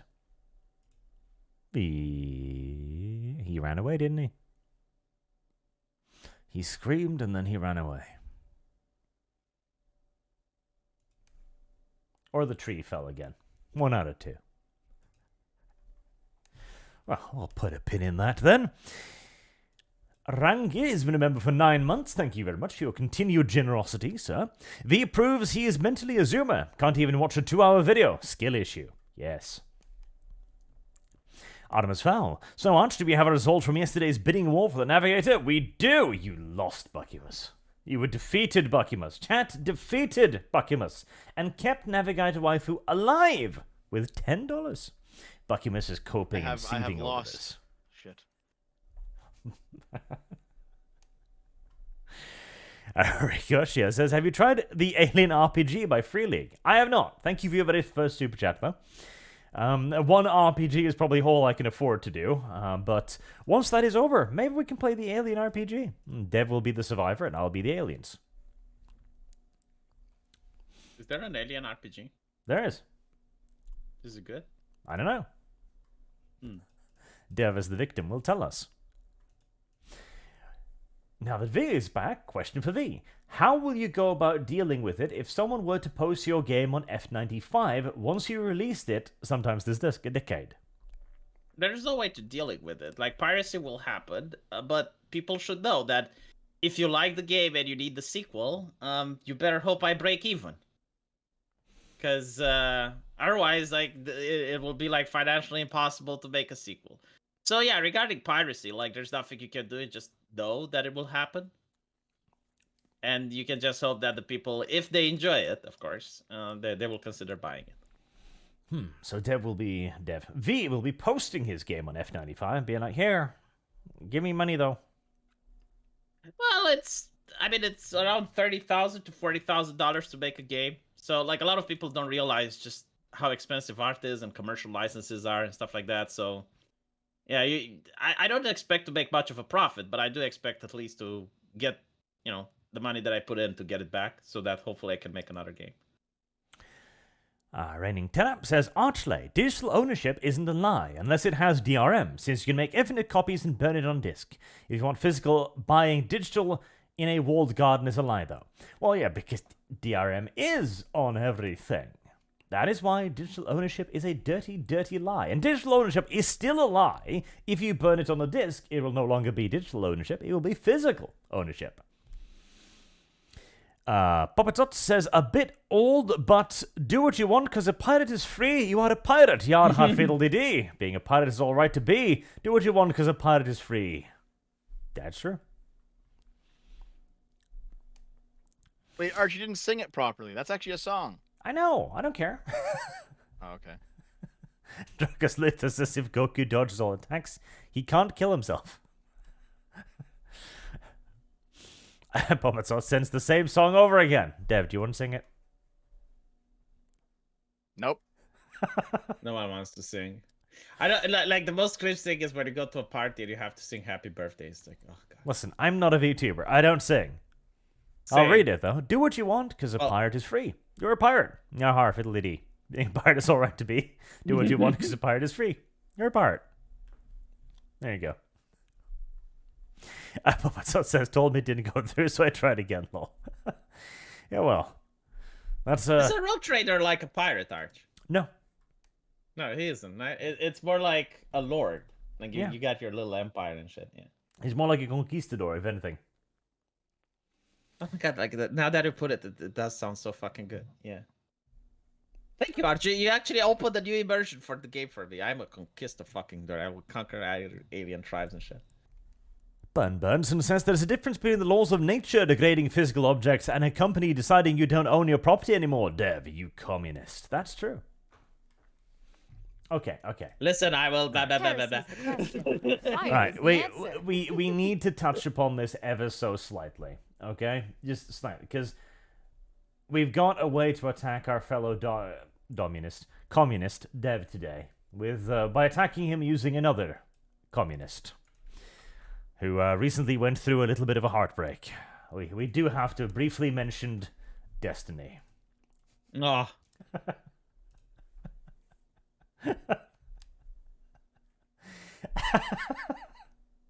Why is it so? Why is it amusing to you that other people are going through emotional hardships? Why are you laughing at the misery and pain of your fellow content creators? So here's the thing. I thought you were going to say Hunter Avalon for a minute. Oh, that was pretty like, bad too. But you know what? Say, I consider hiding behind your bleeding girlfriend from the gunman to actually be slightly less bad than this. I will no say this. Fucking way, Arch. No. Listen. Okay, you get cheated on because you have an open relationship. Okay, that's obviously ridiculous. You shouldn't have done that. That's stupid, right? But yeah, Hunter Avalon. There's a gunman at his house. He hides behind his girlfriend who's already been shot. That's inexcusable. Look, I will say, like I don't want to make moral judgment on this because I'll get canceled. But what I do want to say is that this week, open relationships took an L. I mean, when it's getting to the point where you're talking about like, oh, did you see what happened in that open relationship? And I'm like, which one? I get the feeling. I get the feeling it's like I'm back in 2016, where there was like a terrorist attack, and I was like, which one? You know, like someone would come and it's like, oh my god, did you see how many people died in that terrorist attack? And I'm like, which one? Which like, one? was it? Yeah, no, consider like there were like 3 or 4 happening at the same time, and it was like, which one? And it's the same here, right? Like you're talking about like, oh my god, did you see that content creator? Like, what happened? Like, it was due to the open relationship, and I'm like, which one? Because I genuinely don't know. Like, you have to be more specific than that. So, someone in the chat is like, thing. Yeah, go on. Someone in the chat is like, how long until this happens to Dev? My relationship isn't open, you Yeah, fucks. no, he keeps a leash on his woman. Actually, he should, or she keeps a leash on him, but same results. Who's next, though? Vosh? Like, is he in an open relationship? I don't think he's on anymore. I think the ogre left him. the ogre vacated the premises. There's also the you know, every now and then. Like, every now and then, I will put it like this. Hold on, let me see how I can put it so that it's within TOS. Yeah, I get a DM, and it's like, look what happened with JF Gary P's relationship. And I'm looking at it, and I'm like, oh my god. And I'm like, Jesus fucking Christ. And then I just close it. It's like, yeah, I'm not touching that. I just think, no. I also want to point out, though, something very important to remember in the midst of all of this. All right, perhaps the most important thing to remember is that John Tron is still happily married. That is true. It's fucking true. Oh god. Like Destiny, you want the debate, but at what cost? At what cost? So, god damn it. See, I agree with V, right? I shouldn't be laughing. It's cruel and unusual. It's mean. I know. But there are two, like the Hunter Avalon thing, I'm not going to touch too much because too much is up in the air, whether or not, if it's factual, like what happened, etc., the complications of it. Whereas the Destiny thing, there's no shooting involved. It is simply a guy who had an open relationship with a girl that was too hot for him and was repeatedly cucked. Like, this is not a good idea. This is a terrible idea. This is the worst idea you could possibly conceivably have. It's a bit different than that, Arch. It's a bit different than that. Arch. One final point. Okay, go ahead. Dev, let me ask you a question here. Okay. How long do you think it takes to get permanent residency in the United States if you are the spouse of a U.S. citizen? 1 month. I'm going to assume 2 years because that's how long they were married. Yes, correct, Dev. It's exactly as long as their marriage lasted, Dev. Fuck. Isn't it like what was it that red hair chick on Twitch, Amaranth? Like, didn't she do the same? It was Alinity, not Amaranth, but yeah. Alinity, yeah. Yeah, they're pretty interchangeable, to be honest. What is the difference between them? Regarding content, let's put it like this. Okay. One of them throws cats, the other one doesn't. Didn't she have like the cat with the stako coming out of its ass on camera, and she threw it away? Like that. Yeah, something like that. Okay, when it comes to the Destiny relationship thing, what I do know, because I know somebody who knows him in real life, and so I asked. Why do you know someone who knows? Oh my fuck. So I asked him. I was like, "What's going on here?" So basically, they had the open relationship, and it's not like he was just like getting cucked and crying in the corner. He also had a lot of play too. He was fucking other people a fair amount too. What ultimately ended it for them is that he has spent the last year trying to set up some sort of like Lotus Eaters-esque, podcast business, office with a studio kind of thing. He's been putting a lot of time in that, a lot of money in that. He's completely neglected his relationship. And so she ended up getting kind of lured away by a guy who has no job and no money and can just spend all day talking to her and being emotionally available for her. Who, by the way, is also a fart fetishist. I showed you those logs. I saw that. Yeah. That was very interesting. Yeah, but he's like, also a fart fetishist. Is she going to take half of Destiny's shit? I don't think so. I think a prenup. Nope. They do not. They do not have a prenup. Then Nope. No, they do not. No. So yeah. Is it possible in that case? Hold on. Is it possible Okay, that like they talked about it and Destiny is like, okay, so this is a woman from another country, and like we can have like an open relationship type of thing and a marriage and blah blah blah, and he was not as emotionally invested into her. Like, is that a possibility? I don't know. Maybe. I don't think so though.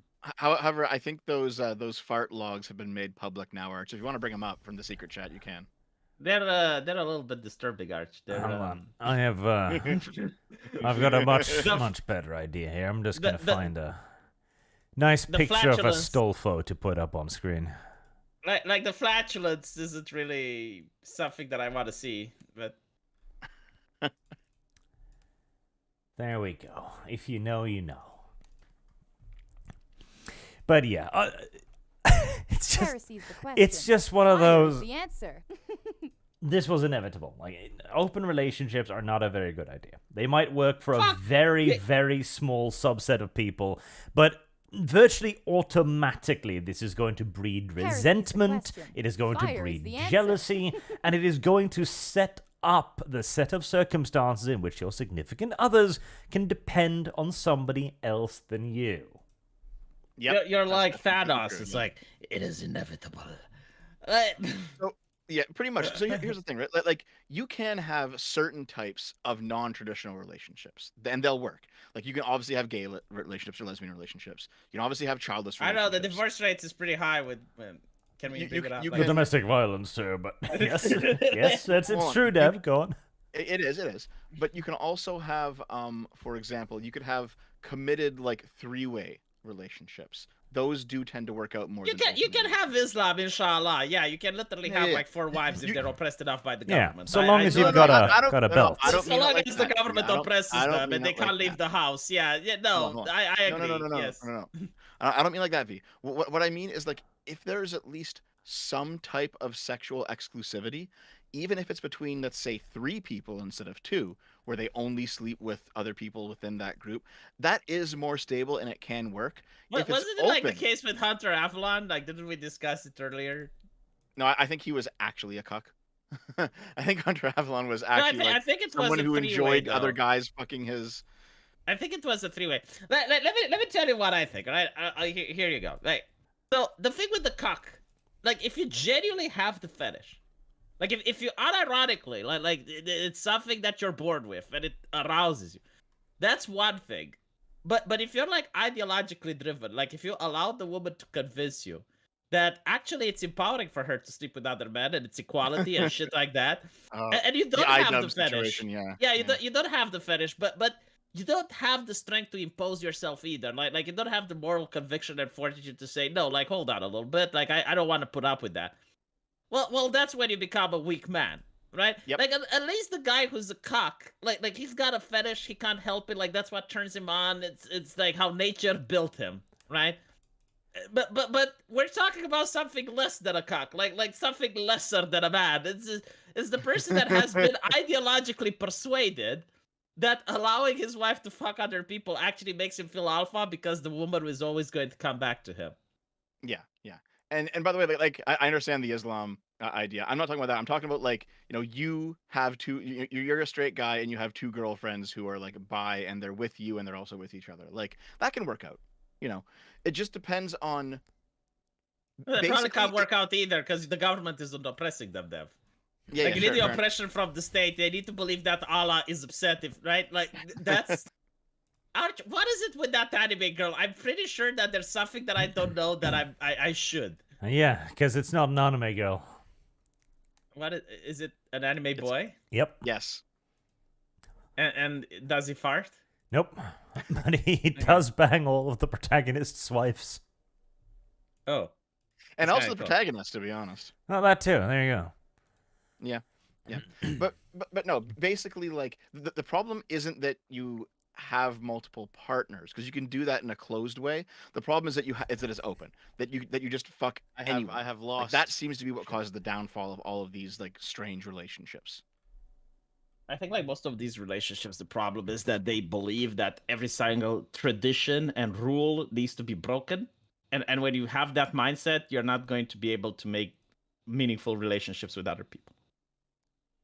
Yeah, I think so too. It's one of those things like this was the main takeaway from what was the name of the book?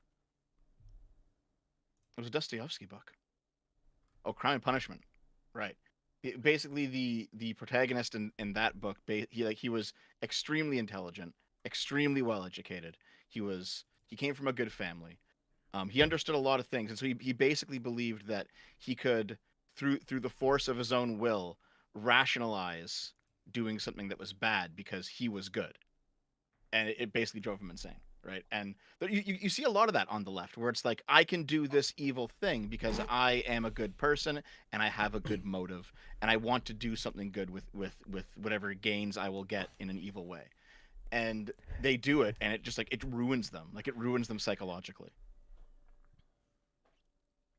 And a lot of that, you have, let's say, the 90 IQ peasant who doesn't understand anything, but he knows his traditions, and he's like, well, I'm not going to do that, and he ends up living a better life. It's what I'm saying, right? Like, 'cause there's 2 types of people. There's the people who don't understand like the 90 IQ, and those are like, well, my grandfather did it, it worked for him, so I'll do it as well, and it works for him, right? And he doesn't understand why it's working, but it is.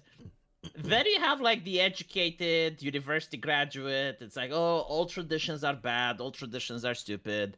I'll do it my way, and it doesn't work for him, and he doesn't understand that he blames the government or he blames society. Mm-hmm. And then you have like the very educated philosopher, and he goes like, well, traditions are usually set on this philosophy, like it's set on Stoicism, it's based on this, and the ancient Greeks figured it out, and this is why it's working. So he's going to follow traditions because like he understands them and he knows why it's working. And it's like the meme where the dumbest person and the smartest person actually do understand it, and then you have like the person in the middle that's like medium IQ and they don't understand it and they have miserable lives. Yep, that's exactly what's going on here.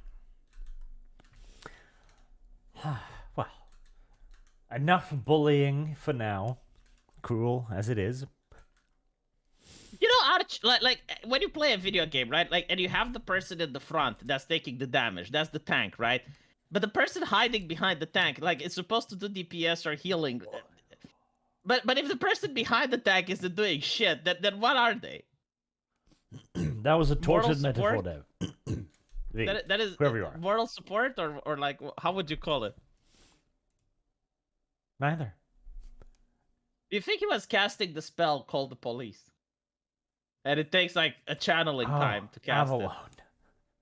Well, he was calling the police, yes. Yeah, so it was like a mage, like he was channeling spell, call the cops, and it takes time to dial. I don't know about that. But Artemis Fowl says, Dev, leave the multi-billion-dollar company alone. I wasn't even defending them, you fuck. Dev is becoming more left-wing by the day. He's 07 says, why not try communism? I hear it's never been tried before. Yeah, Dev. I think he was the bard, Arch. I think in this I have world lost. he was the bard. Shit. Like, he was casting inspiration. Druckus Luther says, if someone put my game on a pirate site, I would be happy. More people got to experience my game. It is about the art and message, not the price tag. Yeah, there's like a weird. It's a very general rule, and it doesn't always. But at very broad strokes, if you don't pursue money and you just pursue, what is good, money tends to come. It might take some time. Might not be as much as you wanted, but you'll get some. Yeah, I agree. He also says, well, I'm going to make the art, coding, and music myself. V is too lazy to make it all himself. Can't even learn to code. What is he? Games journalist? Jesus. Ugh. Why you Hayden says, yes, dear Dev. I'm sure the hotel cleaning ladies are innovating. That's true, Dev. I'm not talking about them, right? Yeah, we're going to replace those with robots. Hold on. Sometimes you get an immigrant who innovates. Sometimes you get an immigrant who comes in and takes a lower level job, and then the person who is in that job gets a different job, and then they innovate because they're in a new position. I love the fact that Dev is talking about the scholars, the doctors and engineer immigrants that are coming and they're creating innovation. I just said that sometimes they don't, V. I'm not just talking about them. Just sometimes. It's not the overwhelming amount, right? Like this. Don't worry. Is like, when people discuss immigration, Dev, and they're in a negative light, they're definitely talking about the academics that are flying in from Japan. Like that's the one that they have an eye on with. Yes. So here's the thing, right? Is that like Canada, despite our reputation as being quite lefty, we do have a pretty strict immigration situation. Like, if you're not a legitimate refugee from an actual war-torn area, it's pretty hard to get into Canada. Like, you have to have a degree, you have to like have a job lined up. Like, it's pretty tough to come to Canada. So a lot of times when you see an immigrant to Canada, they actually are like a doctor or something. Now, I also understand that this is not the case in Europe right now. So do you know what's the most hilarious thing about immigration? Have you seen Lords of Rings of Power Plus Privilege? You mean the show, or yeah. Piracy's Yeah, the show. You know, like Fire's the they answer. have this thing where the Numerians are trying to kick out the elves because an elf doesn't sleep, an elf doesn't, lives for hundreds of years, and he's outperforming everyone at their task. Mm-hmm. And those people are viewed as evil for suggesting that. Yep, I remember the show. It's funny that the art watched it together. Yeah, it's funny because the same writers were complaining that AI is now taking their job, and an AI doesn't sleep. An AI can live for hundreds of years. A human being cannot compete with an AI. Robot rights, dude. That's how it's gonna be. Ironically, like on the if you can topic make a of robot... the doctors and the engineers, I remember seeing a meme recently where the Chad-faced man goes into a bookshop and goes, "I'd like a book about African inventions and innovations, please." And the book lady goes, "Sir, we don't have that book." And he goes, "Ha ha ha, I know," and leaves. Jesus. But it's interesting, right? Because the social media search engines, if you look for it, you'll probably find... You know where you find it? If you look for European inventions and stuff like that, that's where you find it. Like, ironically, in Google, if you look for European art, you're going to get a lot of African art. Do you know that? Like, no, seriously, like, if you do the Google search engine, you look for European inventions, you're going to get a lot of black inventors. European art. Heresy's I the don't. question. Fire Unless is they the changed answer. it. Hold on, let me check. Someone in the chat said that Canada took 500,000 immigrants last year. That's true. The number should probably be less, I think. But it's not like they're just taking fucking randoms, right? Because something like 60% of all immigrants, they have a degree from university already. And also, the remaining are their family members.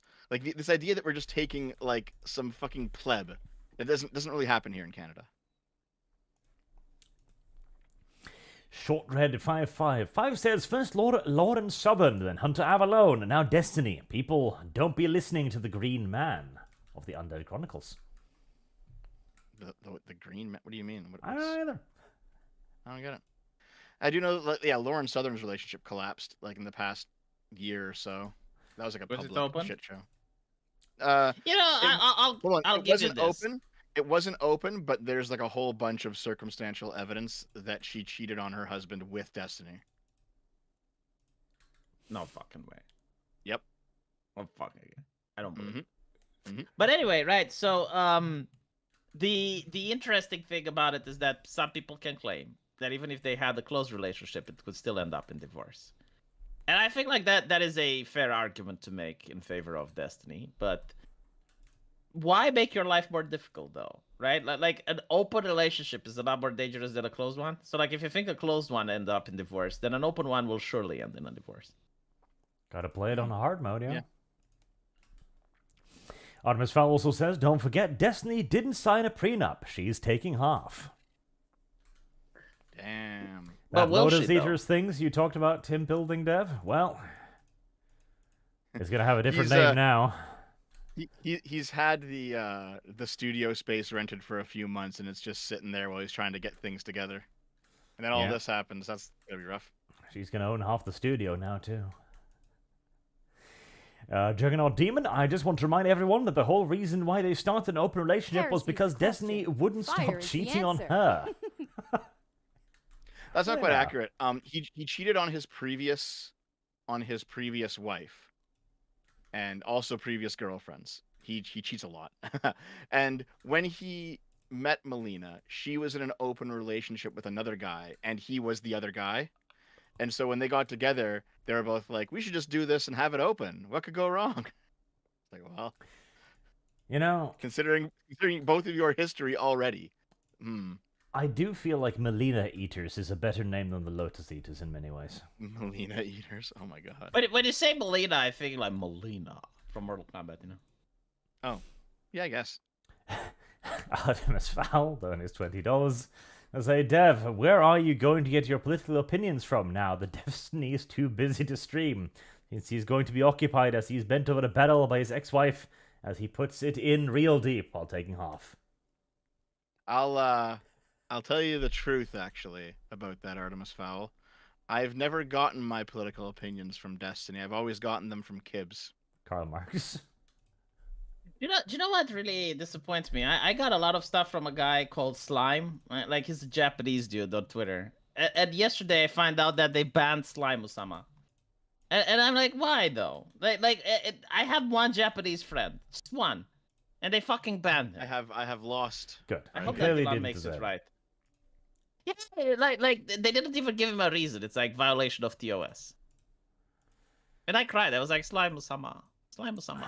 It's fine to get your political Heresy's opinions the from question. from Fire is the Kibbs. answer. Just don't make them your mathematical opinions, okay? What, you can't do math? In Dev's opinion, oh god, in Kib's opinion, now you're confusing me because I'm trying hard not to just be Kib because Kib is the normal reaction when somebody says something dumb. Now I have to concentrate. In Kib's opinion, a 360-degree circle is a circle twice, so a circle passed twice over. Why? Because he's Gibbs. Dean Domino 25 says, Arch, remember, spite does not necessarily create innovation. Let's act the progs in industry, splitting their parents. Also, prenups don't matter, judges wipe their butts with them all the time, cause whammon. Do they now? That is unfortunate. Don't you think it's racist if he's Japanese and they nuked his account? Nope.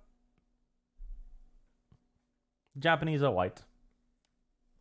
Yeah, but they nuke his account. That's what I'm saying in this joke. And Dracus Luther says leftists push for endless inclusivity, unions. Rightists push for endless exclusivity, separation. You need a balance between the two. That's true. Okay, speaking of endless exclusion and separation between all human beings, I think we should talk about perhaps the biggest topic of the day, the single biggest topic. So we'll begin with this. Disney, a very inclusive and welcoming company, is being sued by 9,000 of its female employees because of the gender pay gap. Good. Good indeed. Good. You know what I love about this is like literally Elon Musk saying like they're doing evil while acting good. They talk about female empowerment and shit, and they fired Gina Carano the moment she's too strong I have for lost. them. Mhm. Like she was stronger than the mouse. But Rachel Ziegler, you know, who goes around and shit talks the fans and goes like, "Oh well, the story of Snow White is so outdated, you guys. It's so boring and outdated." No, that gets promoted. That's fine. Like that's not controversy. And this is the largest lawsuit ever certified under California's Equal Pay Act. So this is specifically a Californian piece of legislation that is Disney getting hit with here. Yeah, isn't Disney in Florida though? They have businesses everywhere. Ah. As long as you you can realize something. What was that? Okay. So, back in 2021, when Gina Carano, like she was canceled, right? She was canceled specifically because she put a social media post up where she implied that being a Republican is like being Jewish during the Holocaust. That was the inciting event, right? But like, the left doesn't like the Jews anymore.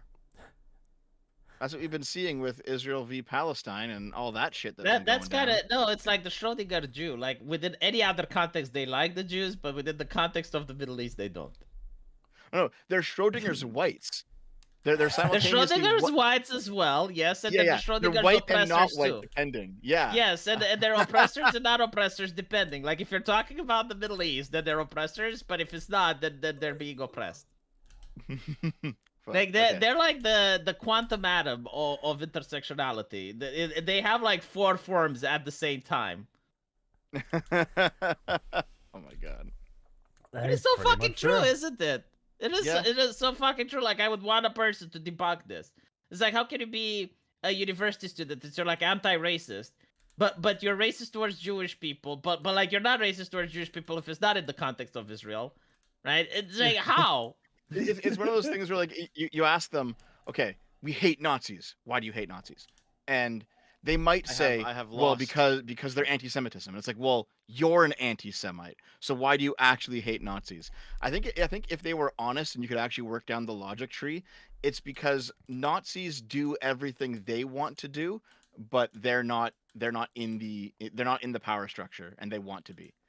I would just say like it's such, you know, you can see how bad they are at debating, to the point where they can't even hold like a coherent argument. Because like if someone asked me that and I was in their shoes, I would just say, well, because Nazis started World War II, and that's it. Like you can find like a different reasoning to hate them, without like if you happen to be anti-Semitic and you don't see that, like you're a university student in Harvard.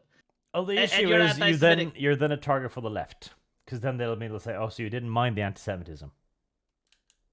You know what? I think that they're anti-Nazi just for revenge for the breaking the Molotov-Ribbentrop.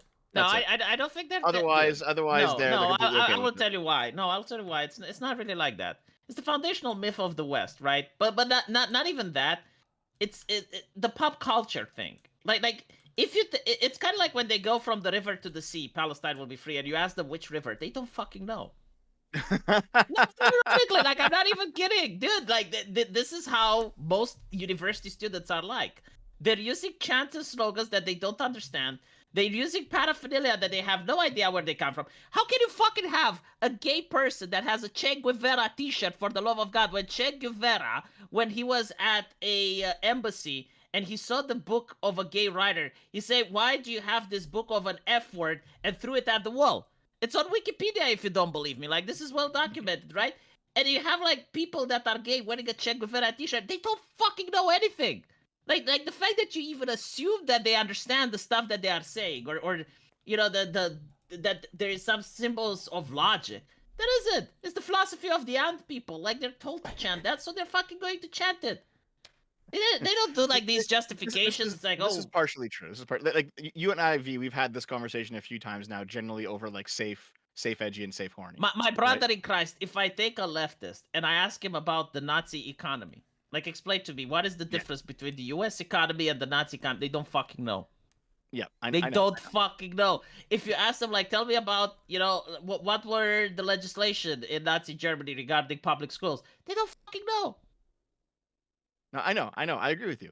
So here's the thing, right? Is that even if the philosophy is not coherent in their minds and they're simply just operating on vibes, which they are, you're right about that. The philosophy has to be coherent in somebody's mind.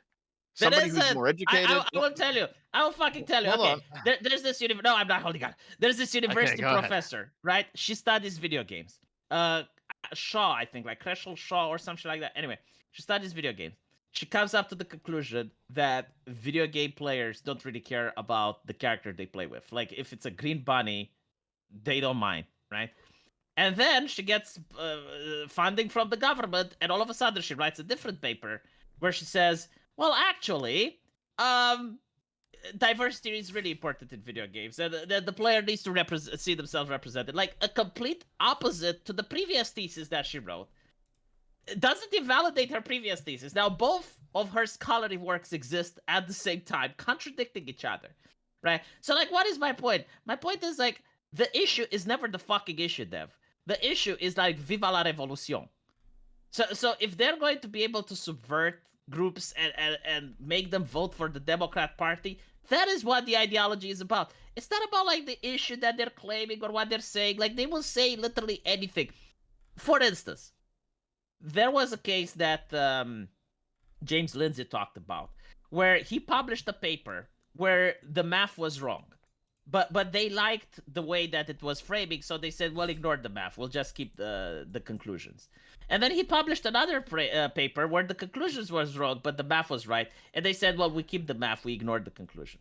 So when you look at this and you're trying to make sense of it, it's like, oh, well, the ideology needs to make fucking sense. It's kind of like Dragon Ball, okay? Like, Dragon Ball is fighting porn. Okay, hold on, V. You've been going on for a while now. I understand what you're saying. Right. Yes. So there's like two separate problems, right? There's the problem where someone is overly ideological. They are ideologically committed and they don't care about what's actually happening in reality. This is the real communism's ever been tried problem, right? Okay. That's the problem of ideology. Then you have the problem where you have no ideology, where you simply pursue what works. They'll say or do anything simply to get ahead, where it's like, oh, well, I will be for this idea one day and then I'll be against it the next day as long as it gets me ahead, right? Yeah, it's not mutually exclusive, but okay. Yeah, that's the problem of having no ideology. Well, no, they are mutually exclusive because, for example, if you are an ideologically devoted communist, truly, you won't say anti-communist things to get ahead. You'll put the ideology ahead of your own okay, Dev, let me ask you this way, okay? Have you watched porn movies? Porn movies, yeah. Yeah. Like you know, the one that have a story. It's like yeah. The Most pizza guy hentai, comes in. Yeah. Like the pizza guy comes in and she doesn't have money to pay him, so they fuck. Or she can't open the pickle jar and he can, so they fuck. Or I don't know, like the washing machine, she's stuck, right? Yeah. Yeah. You're basically like trying to analyze the story here. It's like, but why couldn't she have money? Like, why didn't she call a friend to bring him money? Like, what? Right? Like this is what is happening. Like the essence is not the story, Dev. The essence is the porn. It's the same with the ideology of the communists. The essence is not the issue they talk about. Like that is the fluffing for the actual thing that they want. They don't care about the environment. They don't care about minorities. They don't care about like all of this is like the story to get you to the point, which is communism. Right? But they still ideologically care about communism itself, though. That's the point. No, they care about themselves. Look at the Sunpiker, okay? Who talks about the environment and shit like that. Do you think a person some of them, you're right. So you're right. Some of them are just self-motivated, and ideology is a cloak, and they just change out whatever they need. That's true. That's true. Look at the world leaders that fly with private jets. Look at COP20 and all the world leaders flying with private jets over there, when you can have a Skype meeting if you're literally concerned about the environment. They do not care. And like what you're talking about is leprechauns. Like maybe they're not a couple, okay? But when you're looking at all the figureheads, the moment they get rich, they live in mansions. Look at the BLM activists. You know, what are the odds that almost every single one of the leaders who happen to get money, they moved in white neighborhoods, in mansions, and like all of a sudden, oh, the environment doesn't matter. Let me live in so much wasted human space that I'm never going to use. Okay, this is all true. However, there is at least one very high-profile example of what I'm talking about, and that is Che Guevara, right? Che Guevara, after his first revolution, he could have just set up shop as a dictator, betrayed all of his principles, lived the high life for like 20 years until he was eventually deposed. But he said, no, I'm just going to go around South America and keep like fomenting revolutions. I'm going to keep fighting. He pulled off like 3 revolutions, right? So he was the guy who was actually ideological and devoted to it. Yeah, but again, those people are leprechauns. Like maybe 1 or 2 exist, and I'm sure like that there are a few but when you look at the overwhelming amount of them, they're not like that. And even Che Guevara, like I'm pretty sure he would use any argument necessary in order to do the revolution. I think the issue is but the revolution we're missing the point here, because we are not arguing about what is actually happening here with these two groups, because you're both correct. There are leprechauns, Dev. And there are people who do it regardless. But the vast majority of people do not belong to either one of these camps. The vast majority are normies that can simply be programmed. You're talking about the 80 IQs and the 160 IQs. The majority are the ones that have been taught in school, diversity, inclusivity, blah, blah, blah. This is good. Nazis bad. And these are simple bullet points hammered into their heads. If you ask them about it, they will never be able to explain them to you because they've never thought beyond the point good. And this is the larger culture. There's the cultural waters in which we swim, to sound like a F word about it. I actually agree with you on that, Arch, because with most, if you take most normies today and put them in like a different political soup, they'll regurgitate whatever's normal for them. Yes. You know, like it is just kind of like that, I think. Yeah. This is also why they were so vulnerable to the ideas of progressivism to begin with, because we already existed in the situation where after years we had learned, like, okay, racism's bad. Like, we've checked it out, we've looked at it, we've come to the realization, no, you shouldn't treat people differently based on their race. And then somebody simply went in and weaponized that. And that's where the cynicism comes in. Because what we also need to remember is, Hassan Piker is still an oppressed minority. Regardless of how rich he becomes, no matter how influential he becomes, no matter if he gets to visit the White House, etc., within the view of intersectionality, which is what they build everything on, he isn't any of those things. He's a brown dude. And brown dudes are always oppressed. It's not even fucking brown. Like, if it comes to Romania, no one would even know he's a Turk. Like if he steals from a convenience store and the police officer goes like, "Can you describe the suspect?" People will say Caucasian male. Possibly, but again, that doesn't matter. Line, because that's his persona. That's what he identifies himself as, and that's the entire basis of intersectionality, your identity. I'll be back in a second, guys. BRB. Imagine this, right? He's on an assembly line, and a person has to pick him up from the assembly group, and it'll be like that white guy over there. It doesn't matter, because none of that matters. It's like you say with the Jews, right? The Jews are white when they need to be white, and they're not when they don't need to be. It's because that doesn't matter. It's the identity. It's what the label you assign to yourself. My favorite part with Hassan, by the way, is when he went to Mexico. Oh. Did you read about his adventures? There's actually that is more clever than I thought about it. Did you see the Lady Bowlers movie? Not yet, no. There's a scene there where there's a crazy woman who's like, "I will tase a white man," and she tases one of the persons, and she feels good about it, like, "Yeah, evil white man." And then the dude who dressed like a woman comes up, and she's, "Oh my god, I tased an ally! Oh my god, terrible!" His skin color didn't change. His identity that did. White man, Yes. evil. Ally, good. Yes. But like I wanted to tell you something funny about Hassan adventures into the foreign land of Mexico. I do know. Apparently, you did get. do you know that he goes in there and apparently like everyone rips him off. Like the taxi driver overcharges him. People at the border patrol expect to get bribed, and he just doesn't understand. He thinks it's because he's a gringo. But the reality is, it's because he was a wealthy American and he dressed like such. Yeah, because they don't operate on the idea of intersectionality with identity. They operate on their own understanding of the world, which is, if you dress like a wealthy homosexual, you're going to get taken advantage of. Well, yeah, I mean, and the thing is, like, he would probably not even realize it. He will be like, well, what? I'm wearing a shirt and some jeans. Like, why is it expensive? And it's like, dude, they look fresh off the shelf. You look like a tourist. You're wearing like a chains. poor person. You're carrying around, what was it, $10,000 worth of recording equipment, like my bro. It's not even that. It's like, and by the way, like, this is an American thing. Like, I heard that in the ghettos, like, you have people with $1,000 shoes on their feet, right? Most of the people in the world don't behave like that. Like, most people in the world who are poor, like in Romania, for instance, yeah, you have a shirt, but that shirt looks washed up. Like, it's still a clean shirt. Like, you know, like, poor people still clean. They iron their shirt. But it looks like the collar has been washed up because they don't afford to buy many shirts. And they use the same shirt constantly. It's the same thing with the hairstyle. Like, poor people, they don't have, like, hair gel and like, expensive. No, they only go to shave their hair when it's absolutely necessary because, like, they don't have the money to spend on that luxury. So when you go into a place like Mexico and you're looking, like, very well groomed, you got, like, this big watch on your fucking hand, and you got, like, this brand new shirt and brand new jeans, and you look presentable, yeah, they're going to look at you and they're going to say, well, wealthy tourist. And they'll squeeze you for whatever they can. Yes. And they will have no sympathy for you based on your skin color. None whatsoever. But to bring this back to Disney from our why do people act like retards in politics, I guess Dev wandered away. Probably going to take a shit again. Did you check out the report that the Florida government did on the Reedy Creek Improvement District?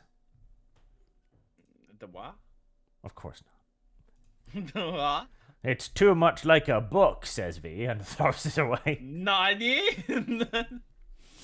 The Florida government, after deposing the previous oversight board over the Reedy Creek Improvement District, which is where Disney has their homes and their houses, they created a long list of how the previous boards had acted, and it is a read and a half. It is. One of the most outrageous things. Actually, Dev, you fat. Oh god, he's even muted. So he can't hear us when he's taking a shit, Dev, that little. Well, don't you think you're a little bit fucking reasonable? Like, you're holding us hostage for 6 hours. At least let the man take a shit. No, I'm not taking a shit. I'm not shitting myself right now. You know, I shit like twice a day. At most, okay? I am an economical individual. People who need to take a poo every fucking 5 minutes need to have their bowels checked. But Arch, it's like the time zone difference. Like, maybe when you take a shit, it's the time for Dev not to. So if you would be streaming, like if Dev would be streaming when you're taking a shit, it would be very inconvenient for you, wouldn't it? Are you saying it's Dev's shitting hour? Yeah, but maybe, yes. No, actually, de facto, yes, it is Dev's shitting hour. Dev exists on a clock. He eats on a certain time, he shits at certain times. This is all pre-formulated. You know, like, there is a certain amount of time that passes from when you eat to when you shit. So if you're eating regularly, yes, you're going to shit regularly. All right. It's 12 o'clock. Time to go poop. No, it's usually like around 12 o'clock. Yes.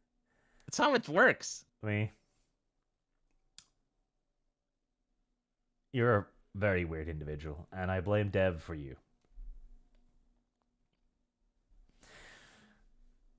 See, if you've got a good body, you will take in food, and then your body will spend a good solid amount of time getting that food into nutrients, okay? And only when it's subtracted all the nutrients it can from the food, then do you dump it out of your system. It depends a lot on the peristaltism. Chat says fat people poo a lot. Well, Dr. V, do fat people poo more than normal people? Yeah, because they eat more than normal people. I mean, I suppose, but... it's not fucking rocket science, Arch. What goes in must come out. But what if they just shit larger quantities at a time? Like, we're talking about the numbers of defecations per day here. Couldn't they just simply poo more? Again, it's all up due to the peristaltism. The peristaltism is the natural movement of the intestines. Okay, well, chat, you're gonna have to start writing in chat how many times a day you take a shit. I will see what's normal here. We're gonna have to aim for a decent medium. Well, there's also the thing that most people like do not consider pooping as like a life experience. You know, it's something that you do. I don't know about that. Do you like when you take a shit? Do you like know like does it mark you and you're like for your entire day you remember like yes 2 hours ago it happened? That depends how long it's been. What are you guys talking about? Oh, your Nothing. daily, it's fine. your daily pooping Chat schedule. seems like you're talking about something very strange right now. No. No, Poopy I wasn't pooping, you fucks. What were you doing? Naomi came home, so I talked to her for a minute. It seems like the average of poops per day are around like 1 to 2, maybe 3. Yeah, 1 or 2 sounds about normal. See, like when I'm on vacation sometimes, my body freaks out because I'm eating different food, and so I don't shit for like entire days at a time, as my body is just looking at the food in my belly and going, what is this? And now I feel like an outcast because nobody says like, yeah, that happens to me too. Well, when I dated one of the Asians, she would poop like once a week, and she thought Once it a was week? normal. I'm like, what? No, Why? like once a week. Well, she was very tiny, so I think she just didn't eat. Oh, I guess. There I is guess no that was fucking way. No, I don't believe like a human being poops once a week. Do they have like a special ritual when it happens? Like, No. is there a song or a prayer before and after? That's true, actually. Chat points out women don't poop. That's correct. That hole is for entirely different purposes. But, Dev, did you read the Disney report on the Reedy Creek Development District? I did not. What's going on? Lazy bitches. Okay, so one of the most interesting things that came out. So there's a Florida oversight board that's supposed to be looking in on the Reedy Creek Development District where Disney creates their little kingdom, right? And this board is supposed to make sure that they're following the laws, that they're complying with their requirements, their commitments, etc.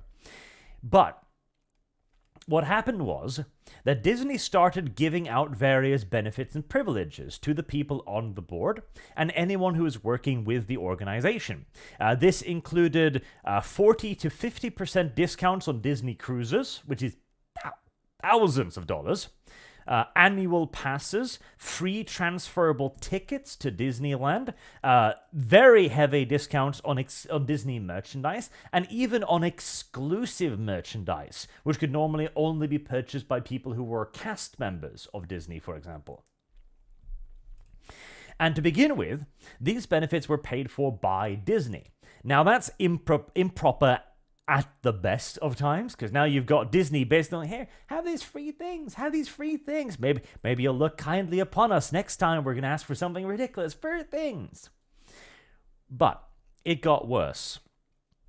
Eventually, Disney started to charge the Florida Oversight Board for the cost of the Florida Oversight Board's own bribes. Wait, how the fuck? Like, bribes are not legal, right? So, how can you charge for criminal activity? They did it. They absolutely did. Because to begin with, they were paying for it. Disney was paying for it. All of these various goods and benefits, Disney were paying for it. And then they started to charge the recipients, the oversight board, for the cost of giving out these benefits. Which ran to, what was it? Per employee, they ranged from $3,600 to $4,800 annually. So each employee got the rough equivalent of $3,500 to $5,000 worth of goods from Disney that the oversight board then paid Disney back for using taxpayer money. Is the oversight board a government organization or like part of government? Yes, it's the Florida. Florida as the government creates this board to oversee Disney, as Disney is the one using Florida's lands. But how was like Disney charging the board? Like, what authority does a private company to charge the board have? They had the board agree to it. Oh, so like they subverted the board, basically. Yep, and more still, these benefits were, according to the board, not taxable employee benefits. They were literally just straight up gifts, non-taxable gifts of upwards of $5,000 for each employee. And the people that were on the control board itself were even given plots of land inside of Disneyland on their properties, which they did not need to pay property tax for because Disney paid for it as well. But what do you do with land on Disney? Like, do you start a little kiosk there? Like, what can you use the land for? Oh, the land is ridiculously valuable. Like, these often came with, like, houses and place to live as well. And you gotta remember, the road to Disneyland is choked. The average commute to Disneyland from the nearby areas is 2 to 3 hours. So having property near Disney is enormously valuable. Yeah, but it's annoying because, like, when you go to work, you gotta go through the choke, isn't it? Yeah, but that's exactly why you want property near Disney. Because then no, you like when you want to go out of Disney, like you want to go in town to buy something. Oh yeah, but it's still better because your job depends on this. Yeah. And this isn't the end of it. Like they also got Florida to pay for a $700 million new parking complex that was exclusively for Disney and benefited only Disney and the tenants of Disney properties. $700 million of taxpayer money spent to build parking for Disney World. And there's an even better one. When the Oversight Board, it purchased $70 million of utility assets from Disney. So Disney has created their own assets on site, like water, firefighting services, many of these things, right? And the Oversight Board agreed to purchase some of these assets from Disney, and it did not document any of it whatsoever. So $70 million of taxpayer money simply just disappeared for utility I can't assets. believe that a company which advocates for empathy and big government to protect us all is such a corrupt corporation. I refuse to believe that, Arch. It's almost like they want big government so that they can leech more money off of the taxpayer. Who could possibly think that such a thing could be true, Dev V? Whoever the fuck you are. Dev V. You're sounding more like a commie than I am right now, V. How? Well, the commies also say this too.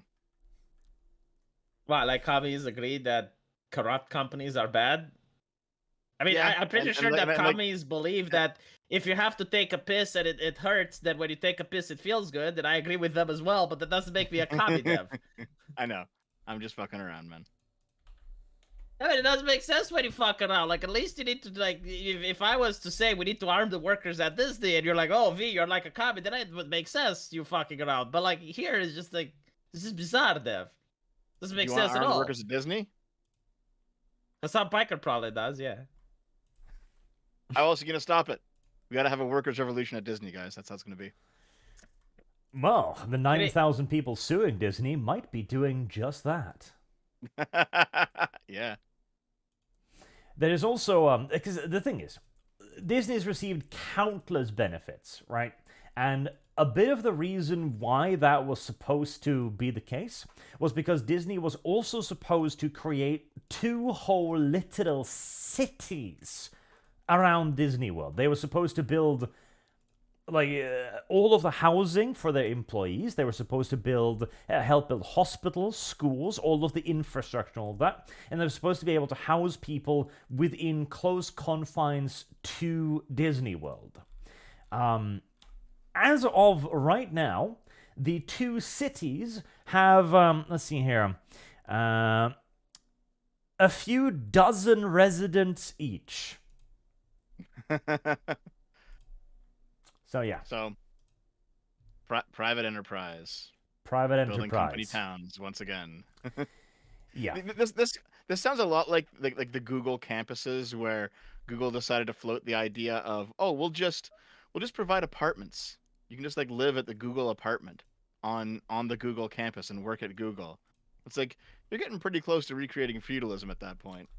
Well, they didn't even do it to the point, because they were supposed to be giving out these to like normal people. They're supposed to be building cities with the help of the government of Florida, right? And they didn't. But as you say, can you guess what they did build on that land? What'd they build? A Disney hotel.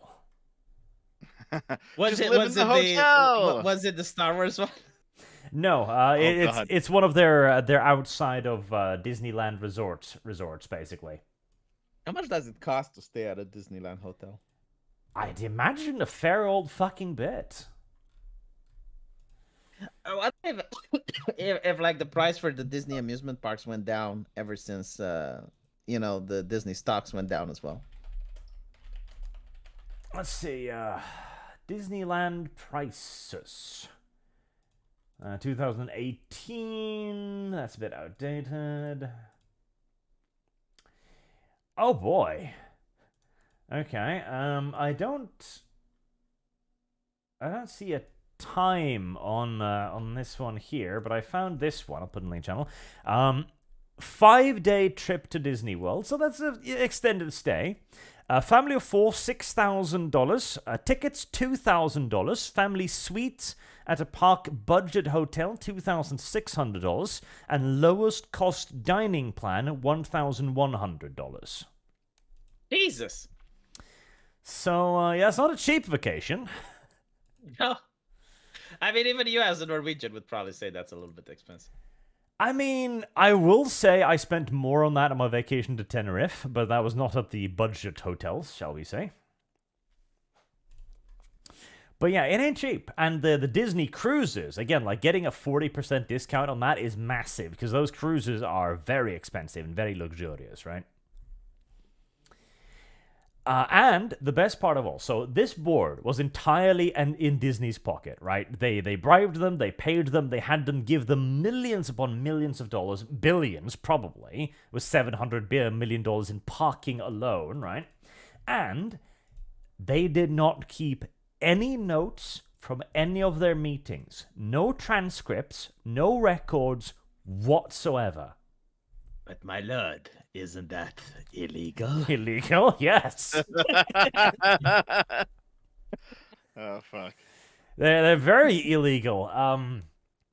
You know why they do it? Dev still doesn't understand. It's like the Hillary Clinton emails. Like Now if I you fucking understand, V. if you do something illegal, right? And then you delete it, then you can only be charged for deleting them. Like the crime is deleting it. The crime can't be like what was in the emails. No, I get it, V. Hillary Clinton and I her don't think hammer. you do, Dev. I don't think you do.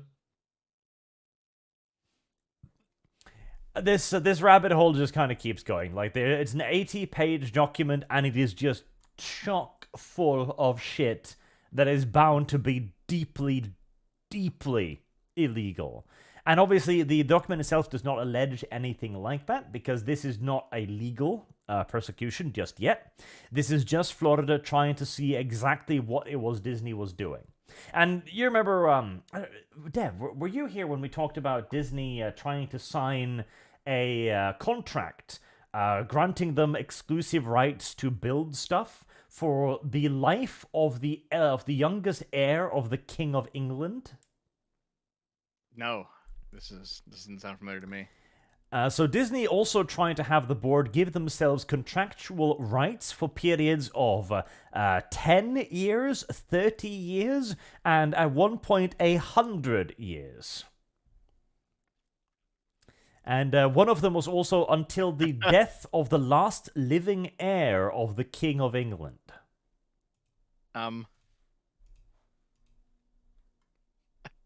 Okay. I presume that wasn't an American contract. That had to have been a British contract. No, it's an American contract, because it's not legal to have a contract for perpetuity, but so long as you define a end of the contract, no matter how ridiculously vague, it's technically legal. Okay.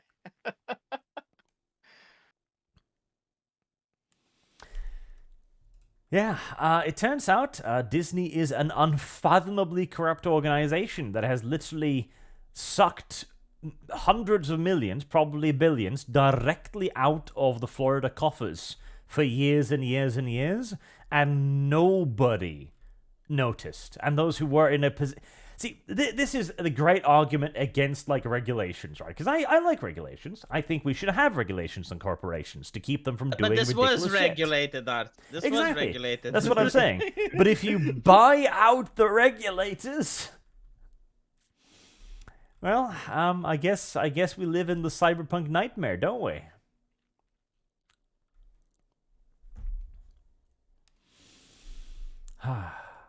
Disney, a very nice company, very very nice and gentle company, very kind, very gentle. I mean, I am happy that all their shit is collapsing. It's kind of nice. Oh yeah, I mean, in any just universe, even in our universe, which is decidedly unjust, I'd go so far as to say, this has to bury the company. This has to bury them. I cannot possibly see how they can get away with this. Oh, well, the same way they got away up until now, Arch, with the magic of corruption that Dev doesn't understand. You see, just because the company is... Listen, I'll explain it, right? You can't just tell the big lie. Because the company is in the United States, Dev believes that the soil, the genetics, the heritage of the American prevents the corruption from happening. Now, if the same company was in the USSR, then again, the genetics, the evil soil from the Soviet Union would seep in through the walls of Disney and cause this level of corruption to be possible, Arch. In other words, actually, V, if this were happening in Russia, the corruption would be 10 times worse. I don't think it can get any worse than this. Like, they literally had the board, like the oversight committee in their pockets. It can always get worse. How? Like, okay, fine. Explain me the fictional scenario where it can be even worse than this. I don't have it off the top of my head, but I guarantee you. Literally, if you put me in charge. We are not at the absolute worst possible point, V, in this story. There could always be more corruption. There can always be more corruption. Having the government pay for the bribes offered to government employees is pretty peak. Like, you're using taxpayer money to pay for... Yeah, like literally what Arch just said. Like you're using taxpayer money to bribe the oversight committee into allowing you to do anything you want. Like, if you look at Disney, they can literally arrest someone. Like, they can deprive them of their human rights and keep them on their premise. And the government can't do... Legally, they can't do anything. Like, they're like a nation within a nation, if you actually look at the laws in Florida. And they... Like, it's so fucking bizarre when you say it out loud. And probably it's because they're not actually exercising the rights that they have. But if they so chose to, they could literally detain you within Disneyland, and you can't get out. Like, you have no human rights. Everything that's currently happening, plus Disney has its own military. There, that's worse. Okay. But, like, why does it need to, right? Like that's the thing. Like, even if Disney did have its own military, what the fuck would they do with it? Didn't they... conquer surrounding theme parks? Universal's gonna go under, man. Like, why though? Because it's not that profitable. Like they're already printing money. Like, if they're at the stage where they're taking government taxpayer money to bribe people, I'm pretty sure they're taking government taxpayer money to do other things. Like they don't need a military. Actually, I wonder, because Disney does have a police force, private police force. I wonder if they're armed. They probably are. Because if they are, then we've actually reached Dev's point. No, but like, listen, they can literally detain you for any reason they want, and they don't have to release you. Like you do not get a judge or an appeal. It's up to the corporation. Like, it's literally like a cyberpunk utopia over there, where Disney does own you the moment you go into their parks. There was also a case where the government of Florida paid $8 million for off-duty police officers to guard Disney venues and private events. So they may not have an army of their own, but they do have access to Florida's. Mm-hmm.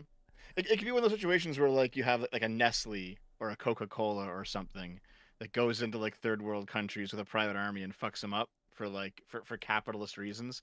Like, Well, like the East that's India always a Trading possibility. Company, like the East India Trading Company, or what? Yeah, you could always set up things like that. So I think that would be worse probably. But like again, Dev, like when you think about like what's worst, you gotta think about like you do not have the Eastern European mindset, right? Heresy's the Like that question. is Fire is the answer. what is your objective? Like most people who want to be evil, they don't necessarily just want to go somewhere and persecute and shoot people. Like you can be evil and just make money, right? So like if you're running an amusement park, you don't really want to like have a military and conquer other amusement parks. That's fucking ridiculous. What you want is for the government not to pay not to force you to pay taxes, not to regulate you, and to be able to do literally whatever the fuck you want in your amusement park. And then hopefully you want to have like connections and influence politics. Does Disney do all of these? And I think the answer is yes. They did actually have the legal right to build a nuclear power plant if they wanted to. So I can't wait for Disney Stalker. It's gonna be a great game. Yeah, like unironically, they can make an atomic bomb at this point if they wanted to. The Disney World Uranium Enrichment Program. I am willing to bet. I am willing to bet that if someone at Disney was like, you know what, we want to launch a nuclear missile and have people watch it. Like we want Disney, you know, like let's say they would have like an Fireworks. IP. Yeah, no, like think about it this way. Like if they had an IP like Fallout, right, and it was their IP, and they were like, well, it's been 100 years since we have our IP, and we're going to ask Uncle Sam if we can have like a place in a desert or somewhere, and we launch a nuke, and we want people to be able to pay to see the nuclear explosion. They would get the okay. I am willing to bet that at this point, like the level of corruption, they would actually be able to convince the U.S. government to allow them to do that. I don't know about that. That's because the nukes are regulated federally, not just with the state government. Yes, but they would go through official channels and they would explain it's like why they need to, blah blah blah. I'm willing to bet like the government itself would even give them a nuke. It's like, hey, here's an old one. It would expire in 5 years anyway, so might as well. I want Florida Fallout, where the remnants of the Disney Security Corps fortified themselves inside of Disney World. You know, became a nation. Service guarantee. Hold on, I'm actually going to ask ChatGPT. Like, let me see how I will phrase it. If Disney, right? Let me hold on. Let me open it.